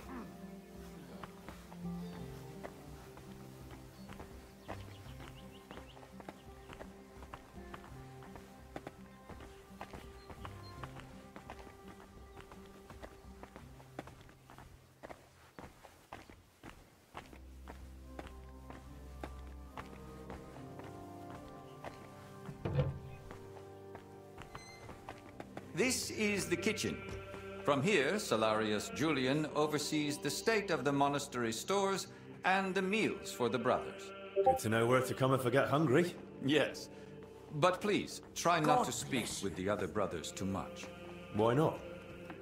Have they taken a vow of silence? The rule of Saint Benedict encourages the cultivation of silence. The brothers shouldn't be chatting idly, but rather turning their minds to work and to God. What if I need something? In case of need, Of course, you may speak to them. But for ordinary tasks and objects, we've developed our own gestures. You don't need to learn them, though. As a guest, you won't need access to such things. Let's continue the tour. Please, follow me.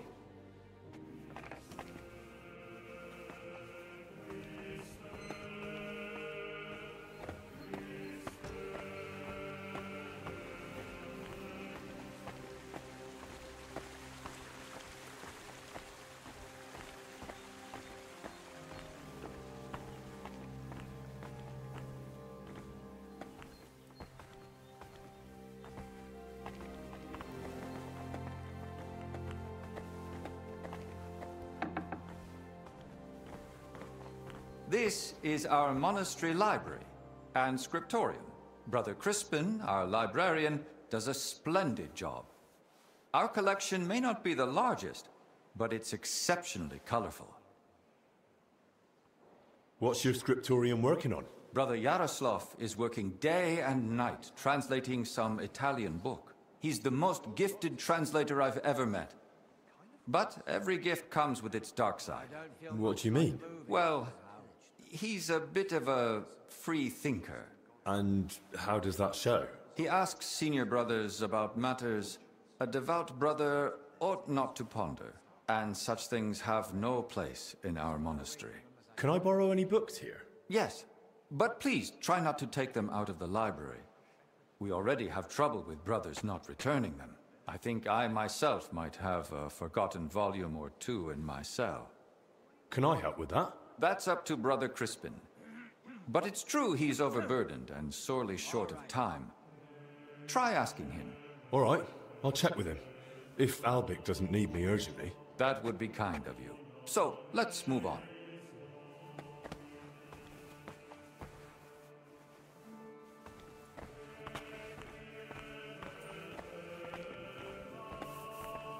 I'm always glad to see polite people like you. God be with you. God be with you.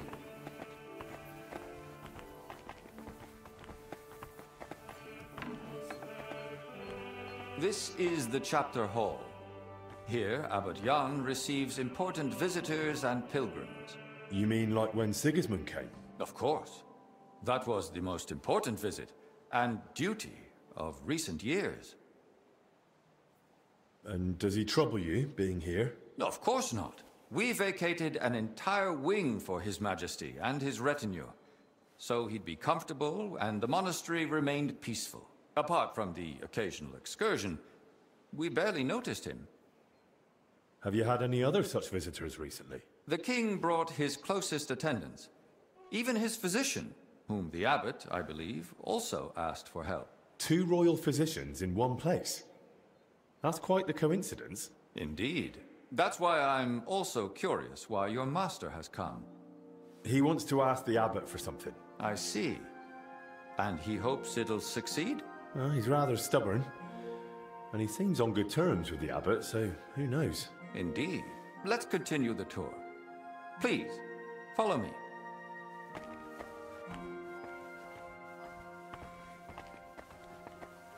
Next, we'll visit the beating heart of our monastery. Please, ignore the ongoing work.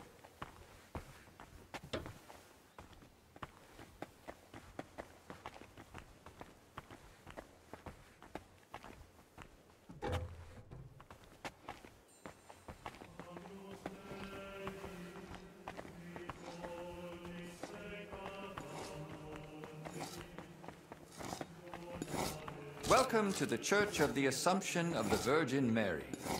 It's the pride of our monastery and the dominant landmark of the region. What's with the hole in the floor? Yes. That's one of the hazards of ongoing repairs. But that's not something a guest need concern himself with. I don't mind. Tell me. There's not much to tell. During repairs, the floor collapsed into the cellar spaces, and we're working on fixing it. Oh, come on. There's got to be more to it. A cellar under the church? Storing onions on sacred ground? Not onions, but bodies. Beneath the church is a crypt where abbots and other esteemed benefactors of the monastery are laid to rest. I see why you wouldn't want to spread that around. It doesn't look like a good omen. It certainly doesn't. Perhaps we should leave the laborers to their work and move along. I'd like to stay in the church a little while longer. I've been staring at it from Kuttenberg. I'm glad to finally get to see inside. Let it serve as a reminder of who tended to the souls of the people of Kuttenberg for decades. And do you think they need it? It'll do them good. The townsfolk are building their own church outside the bounds of our parish. They claim they should choose who'll oversee their town. Isn't that right, though? If they pick someone themselves, they're more likely to listen to him. But what of tradition? Of glory? Of all the service we've given to the townspeople? Not to mention how much of Kuttenberg stands on land owned by the monastery. Oh? Which part? That's a matter for the monastery. Let's continue the tour. There's not much left now.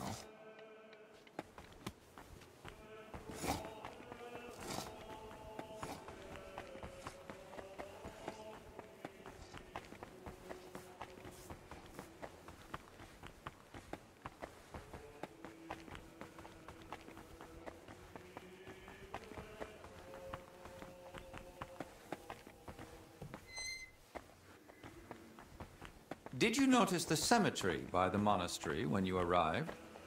Hard not to. It's enormous. Yes. For a long time now, people have traveled even from far and wide to bury their loved ones here. Dragging a body all that way? Why not bury them in the village graveyard? Over a century ago, Abbot Heidenreich went on a pilgrimage to the Holy Land and brought back soil from Christ's tomb. Since then, people have come here in great numbers. After the plague and the wars of recent years, their numbers have only grown. We recently built the ossuary to have a place to lay the dead. These cells are reserved for brothers who hold an official position in the monastery. And which cell is yours? If you come through the garden gate, it's the first cell on the right. But I spend most of the day making rounds around the monastery, or assisting the abbot, who has his office above us. Why are they here, specifically? The abbot's study is upstairs, so we can be close at hand. Where does that gate lead? To the garden surrounding the monastery. We'd prefer you didn't go there too much. That part of the garden lies beneath the wing occupied by His Majesty. Should we move on? Please, this way. Next, I'll show you the abbot's chapel. Won't the abbot mind? Apparently not. The Right Reverend instructed me to give you as thorough a tour of the monastery as possible, including the chapel. He said ignorance mustn't hinder your ability to assist your master. Oh, I'm always glad to see polite people like you. God be with you. Cheers. I hope you have an uneventful shift. The last part of our tour. This chapel is where the abbot himself prays. The painting above the altar shows Archangel Michael weighing souls on a scale. We see sinners cast to hellish beasts and pious souls rising to the gates of heaven. But if I buy indulgences, I can avoid hell, right? For lesser sins, yes.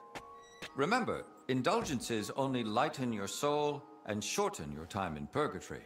But no matter how much you give to the church, indulgences won't save you from mortal sin. I'll now take you to Master Albic in the infirmary. Please follow me.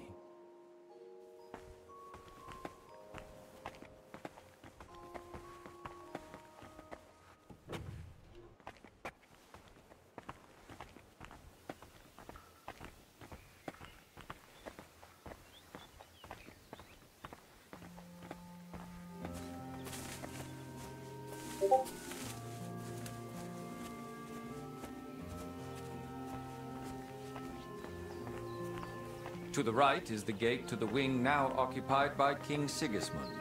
Don't go near it. You won't get in. They don't wish to be disturbed. And if you walk past, please try to be quiet. Please, dear brother, I can't anymore. Nothing's helping. Try to calm down first. Where did you say it hurts? Down here. And here's Under the my belly. infirmary, It's where like you'll find someone Master stabbed Albig. me with a Anything red else you'd like to poker. ask? Are there any other interesting places you haven't shown me? What exactly are you helping Master Albig with? I make sure nothing happens to Albig. Then you'd likely get along with the Order Knights. They're camped on the far side of the monastery. Master Ludolf even allows them to train with weapons here. Perhaps they take you in. Are there places I'm not allowed? Aside from the wing occupied by King Sigismund, the abbot has granted you access to the whole monastery. But again, I ask you, only speak to the brothers when absolutely necessary. I'd say I know everything I need. I'll go and check what Master Albig needs. Good luck. And God be with you. And with you. Excuse me. It happens. Just watch where you're going next time.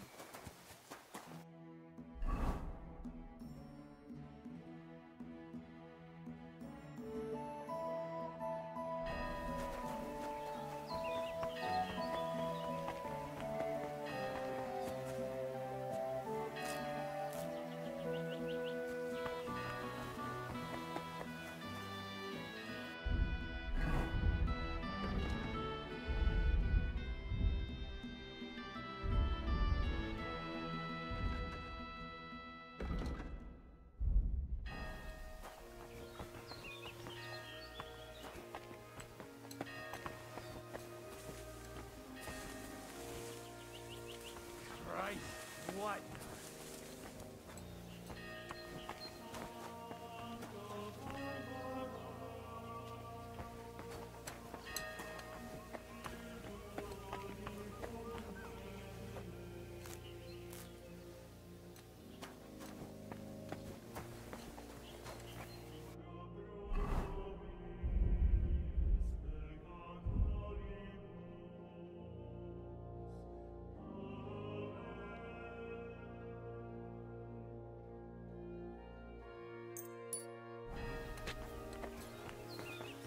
Bless you.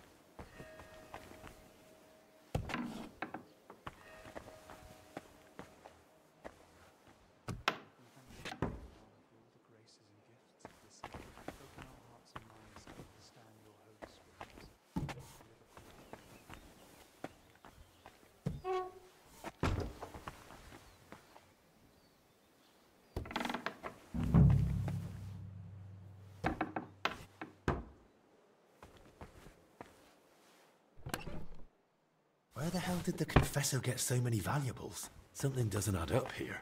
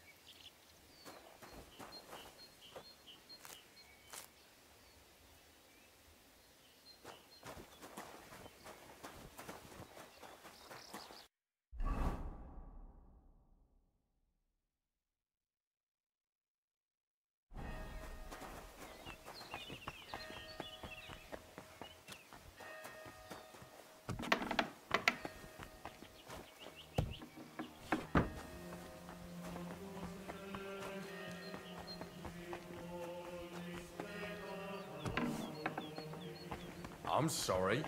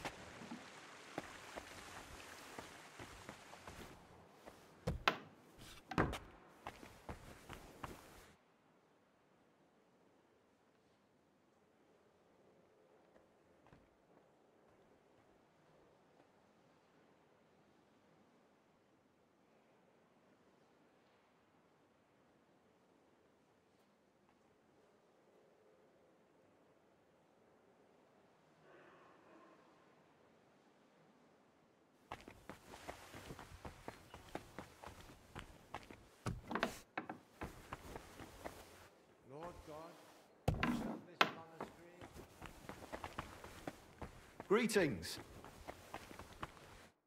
Greetings. What would you like? You're Brother Crispin, right? I'm here about Yaroslav. I heard he worked here as a translator. Ah, yes. Poor Yaroslav. I pray daily for his recovery. God has blessed him with an extraordinary talent and a sharp mind. It would be a terrible loss if... But no. Such thoughts help no one. And who are you, anyway? My name is Henry. I'm helping Master Albic in the infirmary. Very well. What do you want to know about Yaroslav? Could you tell me, please, where he was staying? He has a cell in the dormitory upstairs. Go up the stairs in front of the scriptorium and turn right. Then it's the 5th cell from the door. Thanks. I'll take a look. What exactly was Yaroslav doing here? He's working on a translation of a book that came to us all the way from Genoa. While he was well, he spoke of nothing else. He knows Latin, Italian, and French. And thanks to his work, we have several valuable translated volumes in the library. What book was he translating? It's called The Decameron. And what's the Decameron about? I've not read it myself. I'm not as well versed in Italian as Yaroslav. I was waiting for him to finish the translation. But he spoke of it as a groundbreaking work of indescribable value. He even believed it might one day uplift the Christian people beyond their worldly suffering. He was so excited he barely ate or slept, just kept working. I thought it best to let him focus solely on the translation and assigned his other duties to others. Where did Yaroslav work? Here in the scriptorium, of course. You'll find his usual place right by the entrance. But be careful. He's got something unfinished there. He's spent so much time on it that it must be nearly done by now. It'd be a shame to ruin it just before completion. Don't worry. I'll be careful. Who here knew Yaroslav best? Most likely, Brother Celestine. He helps with copying books too, though he doesn't have nearly the same talent. Celestine, you say? I should speak to him. Thanks. That's all I needed. Till we meet again.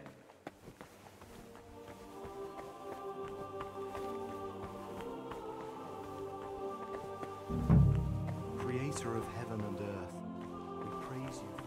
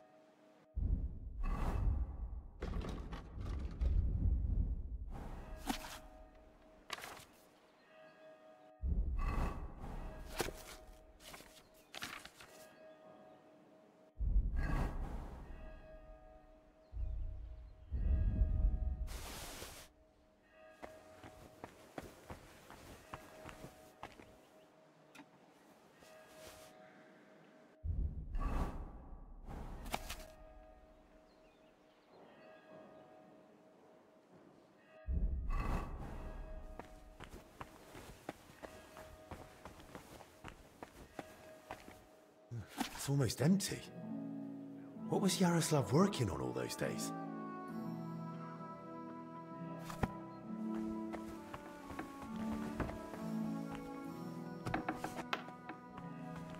Excuse me.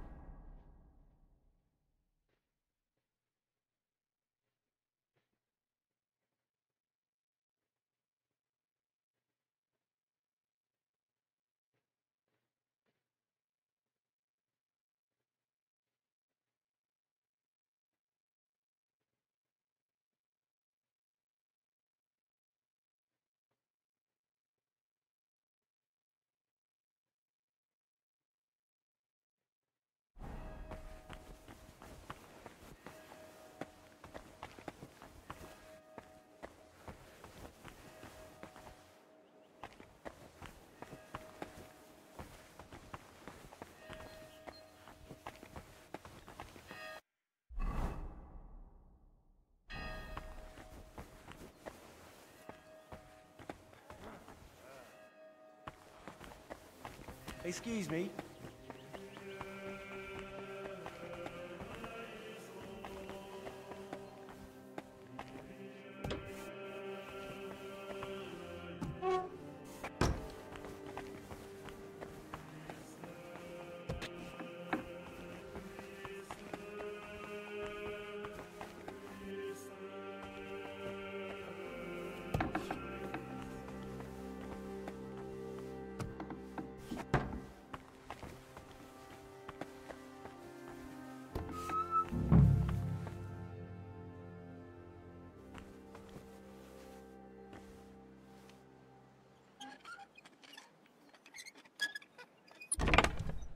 Plans of the cellars. What did he need those for?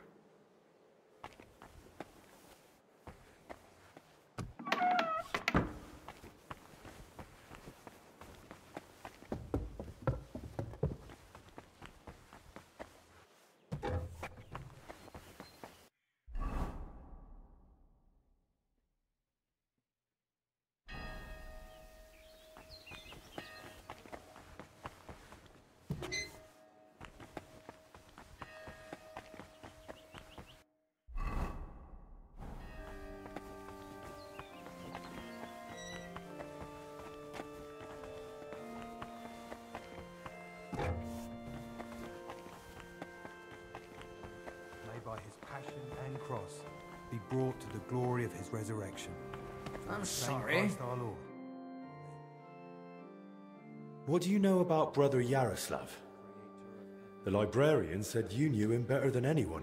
That's right. We joined the monastery at the same time and just got on somehow. How does Yaroslav spend his time when he's not in the scriptorium? Why are you even asking? Master Albik put me up to it.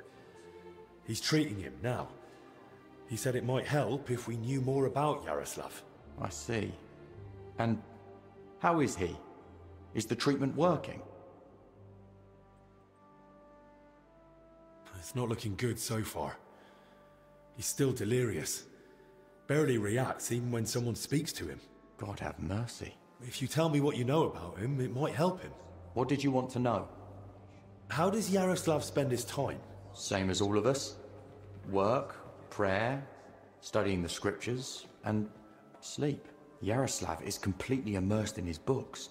He's currently translating a new one from Italian. It's called the Decameron.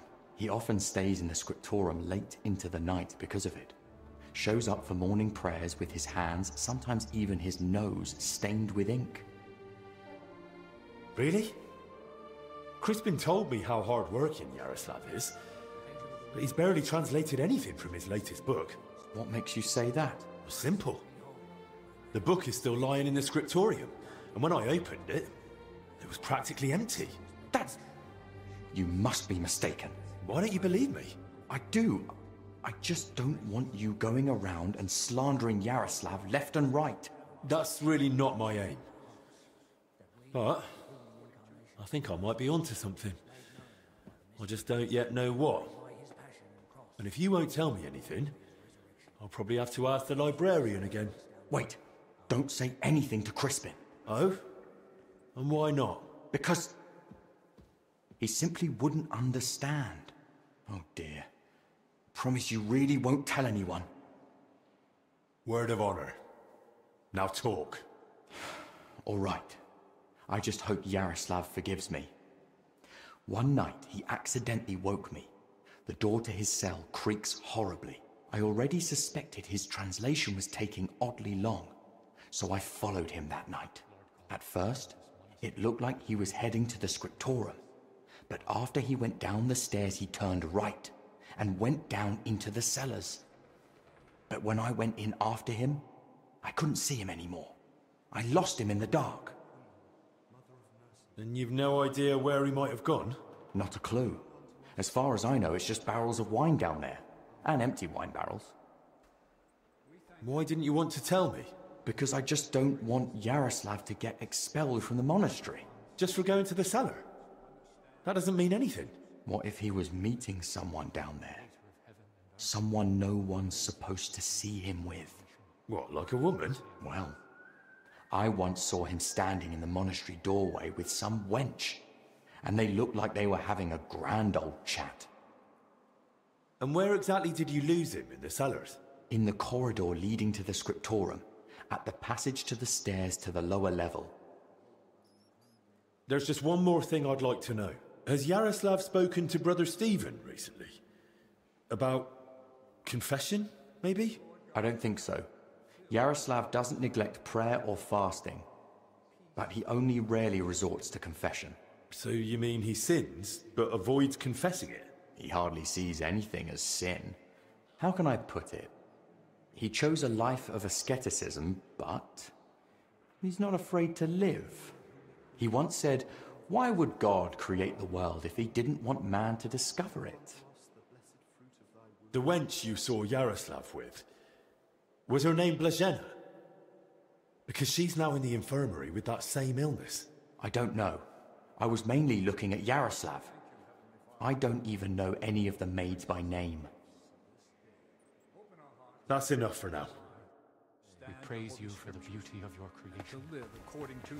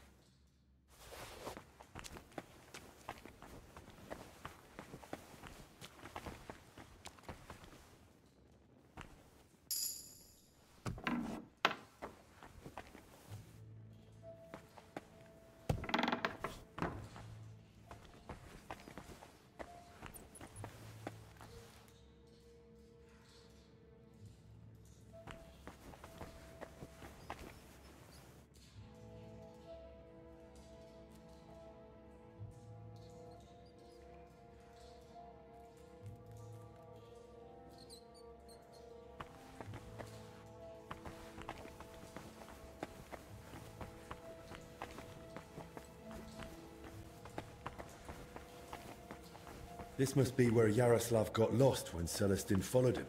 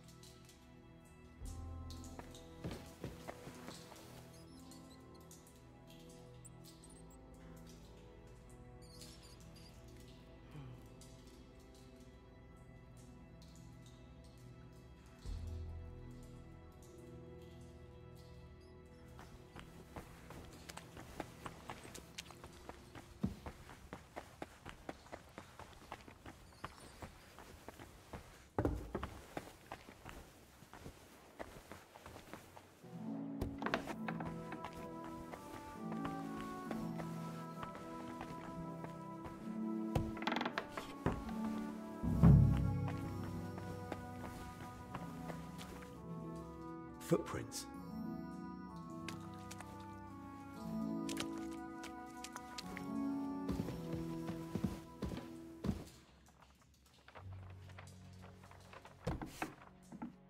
What the?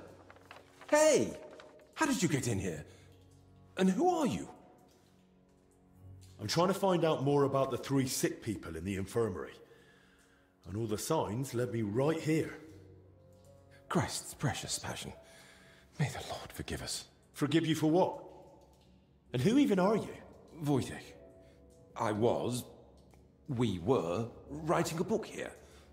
All of us. What book are you talking about? You don't mean the Decameron? Oh no. Yaroslav finished that one long ago. Everyone I've talked to thinks Yaroslav is still working on it. Why didn't he tell anyone?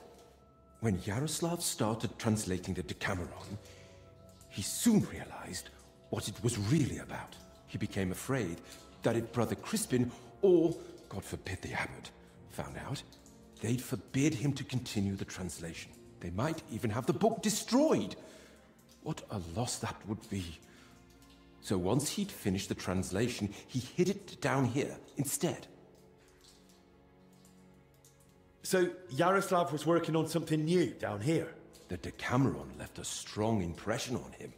He decided to write a book of his own, in the same spirit, to celebrate what is as valuable to man as love, or the spiritual life. He later asked Brother Ernest and me to work on the book together. And what exactly did Yaroslav want to write about? About humor, wit, laughter. About everything that can make a person laugh. Why would someone write about that, of all things? I thought books were meant to be about... Something lofty? Oh, something like that. Yaroslav believed that a sense of humor could help a person in hard times just as much as strong faith could. There's something to that.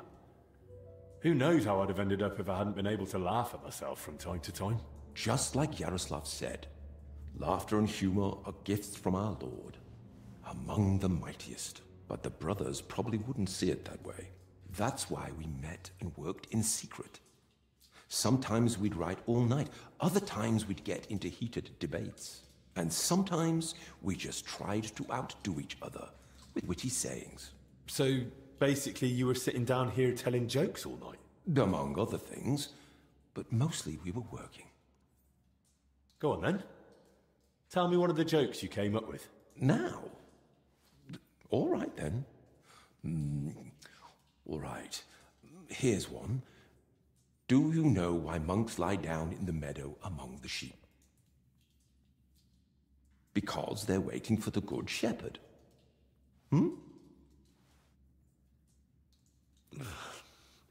Tell me another one. 5 clergymen meet, and they've nothing to tell each other. Because they all turned up. Tell me another one. What were the last words of St. Lawrence when Emperor Valerian had him roasted alive on a grate? Turn me over. I'm done on this side. Why doesn't the monastery's rooster crow? Because he's taken a vow of silence too.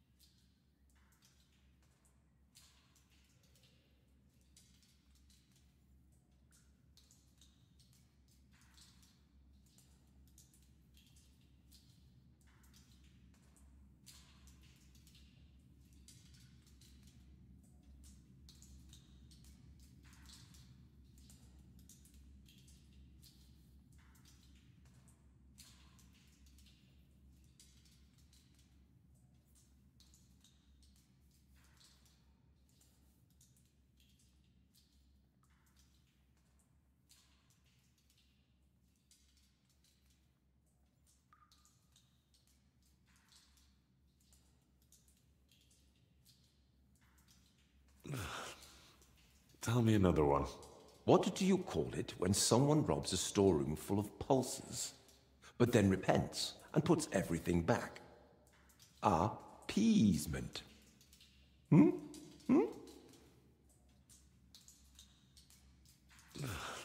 How does an astrologer flag down a wagon? No idea. By his sign. Brother Julian cooks fish every Friday and calls it fasting. We just call it a test of faith. Well, that one was a bit dry. So was Christ when he walked on water.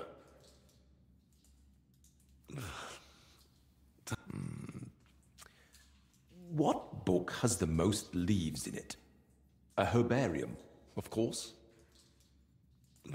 A knight goes to confession and tells the priest, "I feel a great weight on me that won't let me sleep at night." The priest replies, "Have you tried taking off your armor before going to bed?" All right, that's enough. I'd like to ask you something else. Who helped write your book? Me, obviously Yaroslav, and Brother Ernest, and also Blazina. And what was Blazina doing here? She's a maid. She probably can't write. And women aren't allowed in the monastery, are they? I didn't get it at first either. Why Yaroslav brought her here. If anyone had found out, the abbot would have thrown us all out. But I soon understood. Humor isn't just for the educated or wealthy, let alone just for men. Laughter belongs to everyone. How could we grasp its breadth with just our limited experience? So, this isn't about any sin? Blazina's just funny? More than that. Her laughter, sense of humor, her knack for knowing when to make a joke. It's a true gift from God. Who exactly is Ernest? I don't think I've met him. One of the older brothers. He's in charge of all the building and repairs in the monastery.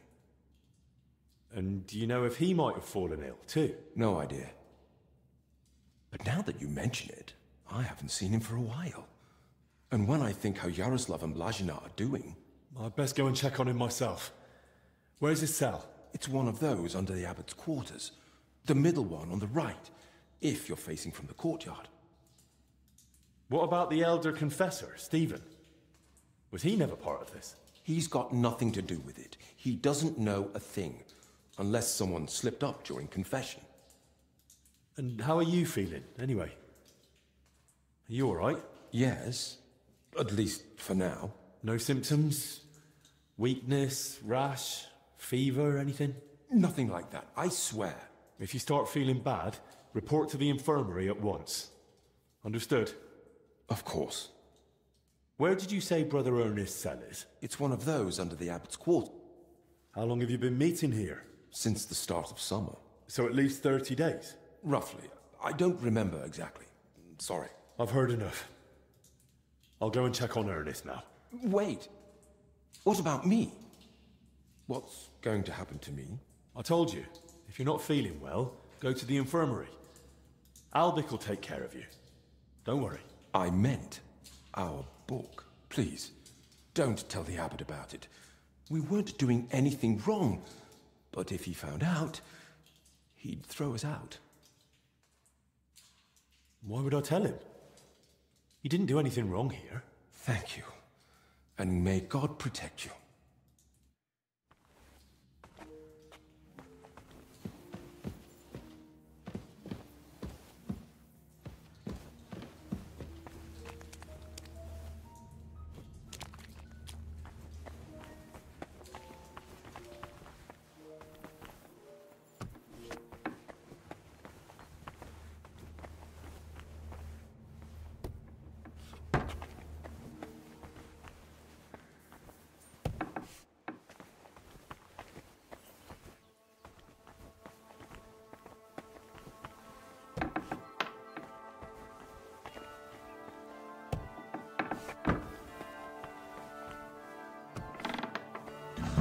Christ!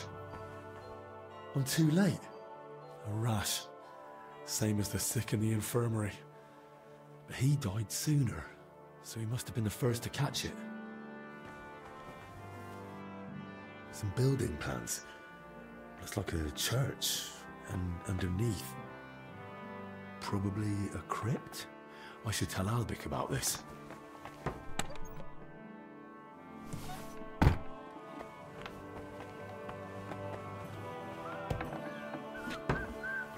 I'm sorry?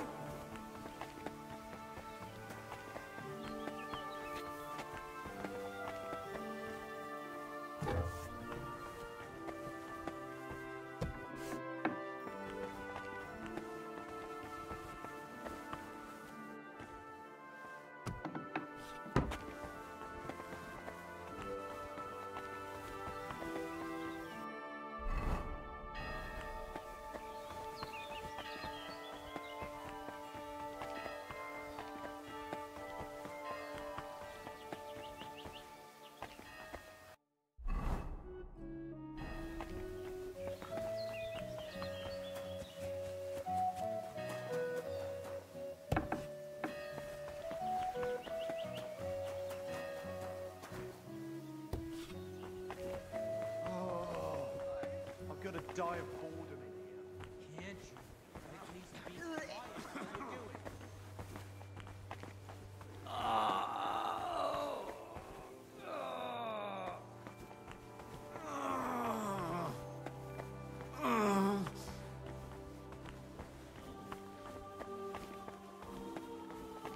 About our young man, could we borrow you for a moment? What's going on here? It's about Slavek not knowing when to stop. Shut it, Yeshek! And you, young lord, what's your name? I'm Henry, and I'm no lord. All right then, Henry. Do you think you could settle this for us? We were having a training duel. Servant Brother Carl makes sure we don't grow idle here. Well, Slavek thinks he struck me first. I say it was the other way round. You're looking pretty battered for a training duel. Yeah, once we get going, it's no laughing matter. We've both got a bit of a temper. Either way, the fight should have ended the moment I hit you. If it had been a sharp blade, you'd be dead. Bullocks. How did it happen from your point of view, Yashek? We were having a training duel, but it wouldn't be Slavek if he didn't run his gob the whole time. I didn't give a toss until he started insulting my ma. I won't have anyone doing that in front of me. That's serious. What did he say? That she squints, and I've got it from her. I warned him to shut his gob or he's done for. I gave him a jab in the shoulder, well-placed and educational, to end the fight then and there. But he got all riled up and came back at me. That's a load of crap. He pounced at me out of nowhere. I was only defending myself. I still want to hear what Slavek has to say. Now that's more like it.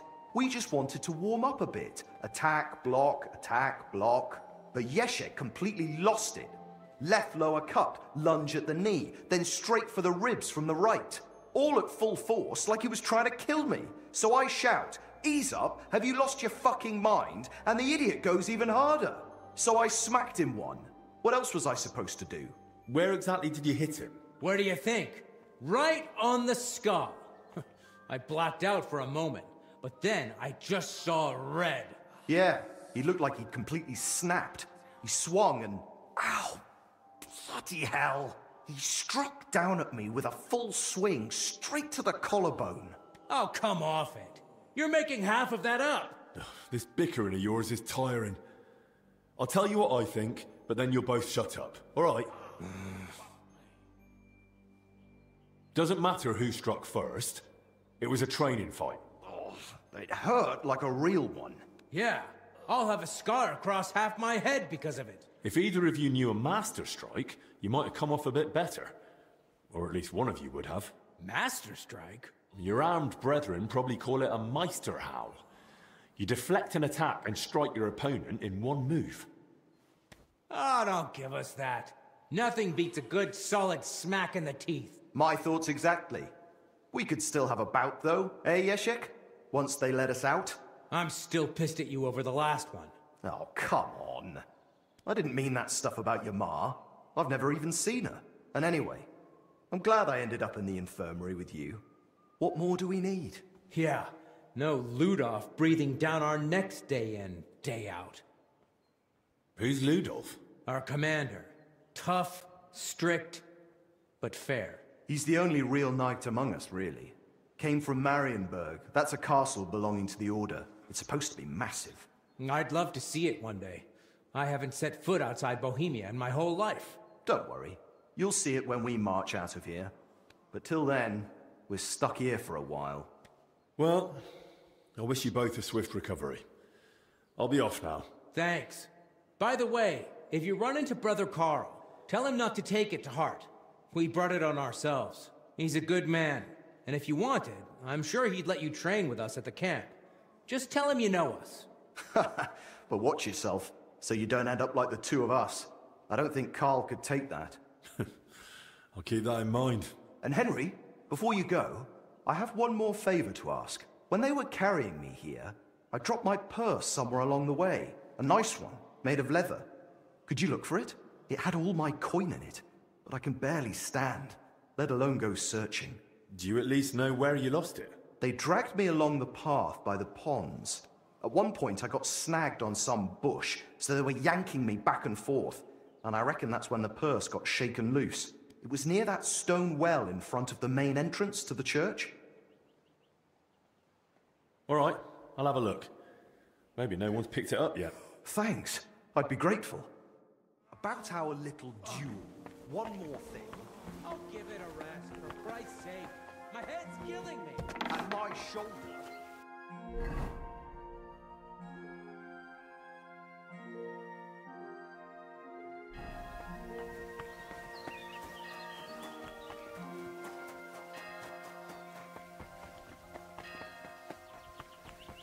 Excuse me.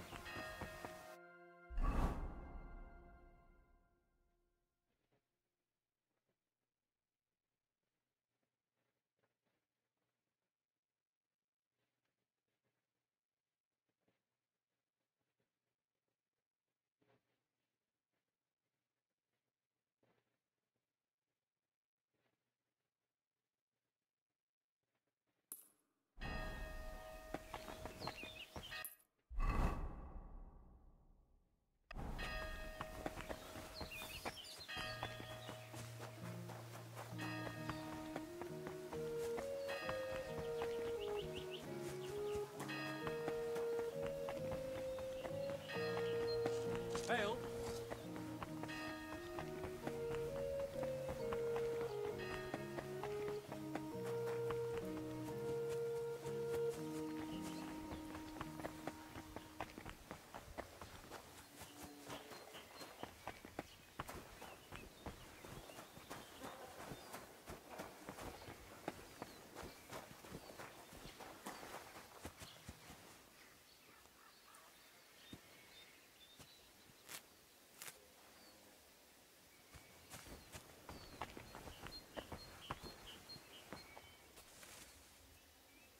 That looks like Slavek's purse.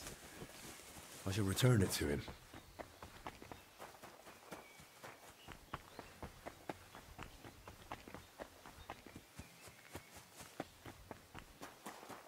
I'm always glad to see polite people like you. God be with you. Greetings, Master Guard.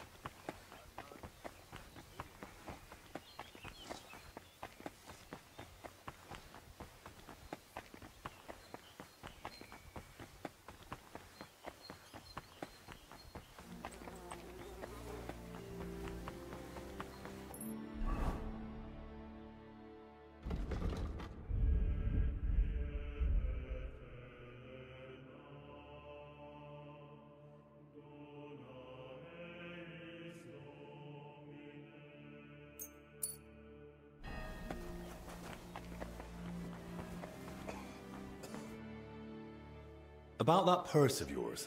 Yes? Did you find it? I did. It was lying by the path next to that big bush, just like you said. Really? Let's see. Here you are. That's the one! Thanks, Henry. Here, this for you, for your help. Without that purse, I'd be a beggar. Not much of a reward, I know. You'll probably earn more working with Master Albic. Oh. You know what? I'll teach you a trick I picked up recently. Might come in handy one day. A trick, eh? Go on then. When a bigger bloke comes charging at you, move quickly to the side and stick out your elbow. Aim just under the ribs. It's a tender spot. If you land it, he'll fold like a sack, wheezing like an old nag. Thanks. I'll remember that.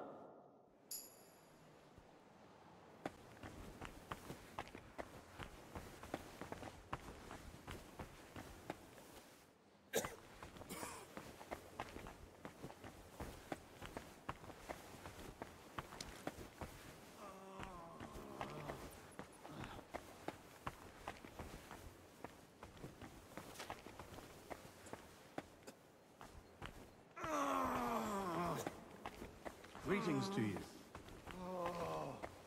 I'm gonna die of boredom in here. Can't you at least be quiet while you do it?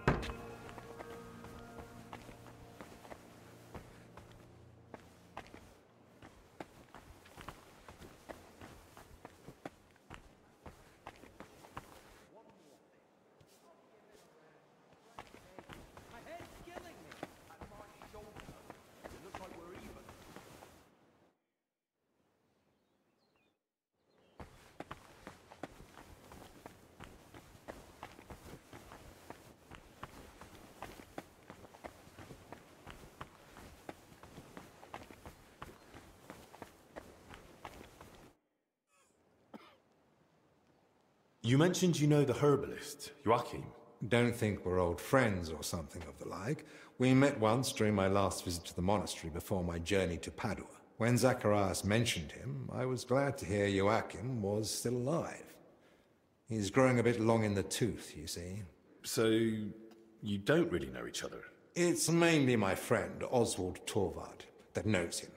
He's the one that told me about Joachim originally. They've known each other for years, and though Joachim lacks a formal education, Oswald still learned much from him. They write to each other frequently, and he visited Joachim several times. But his work won't allow him to anymore. I see. So what's this Joachim like? He prefers to focus on his work rather than engage in conversation. Though when he does let someone get close, he can be friendly. And if you need help, he rarely hesitates to lend a hand.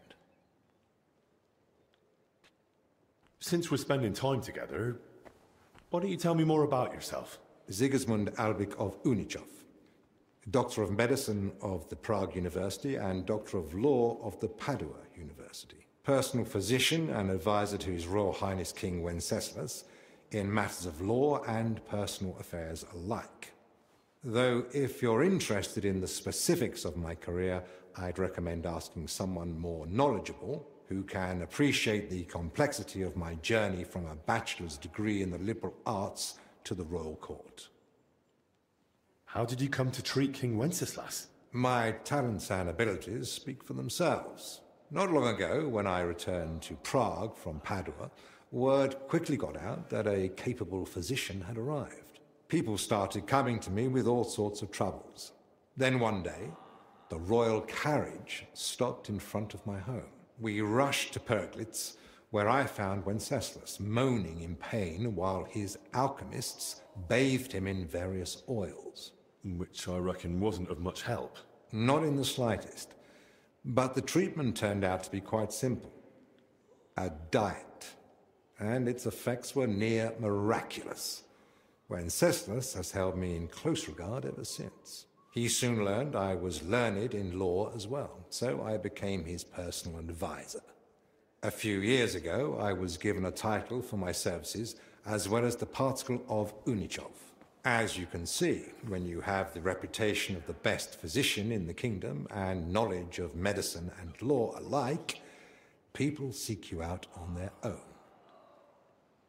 I hear you've written several books. What are they about? About medicine. What else? I am most proud of the Compendium Medicinae, a summary of medical knowledge. I wrote it mainly for students and practitioners, but I'm also planning to write a book about health and how to keep healthy. It won't just be advice on how to survive the plague or treat a fever. It'll be a guide on how to live correctly and sensibly, what to eat, when to sleep, how to exercise, what to avoid. I believe that health is not a coincidence, but the result of a sensible lifestyle. Those who know and follow these rules won't need to visit the physician as often, which may be an unpleasant truth to some of my colleagues. How is medicine in Italy different from Bohemia? Massively. Though my local colleagues don't like to hear it. In Italy, especially in Padua, emphasis is placed on precise observation, analysis of causes and effects, and above all, prevention. Italians pay more attention to the connection between diet, environment, and health. Something I have tried to introduce here, albeit with limited success. Czechs are used to heavy, fatty foods and rely more on miracles than sensibility. Here, physicians are taken as a last resort. In Italy, a physician's word is law for daily life. Thanks. I have to go.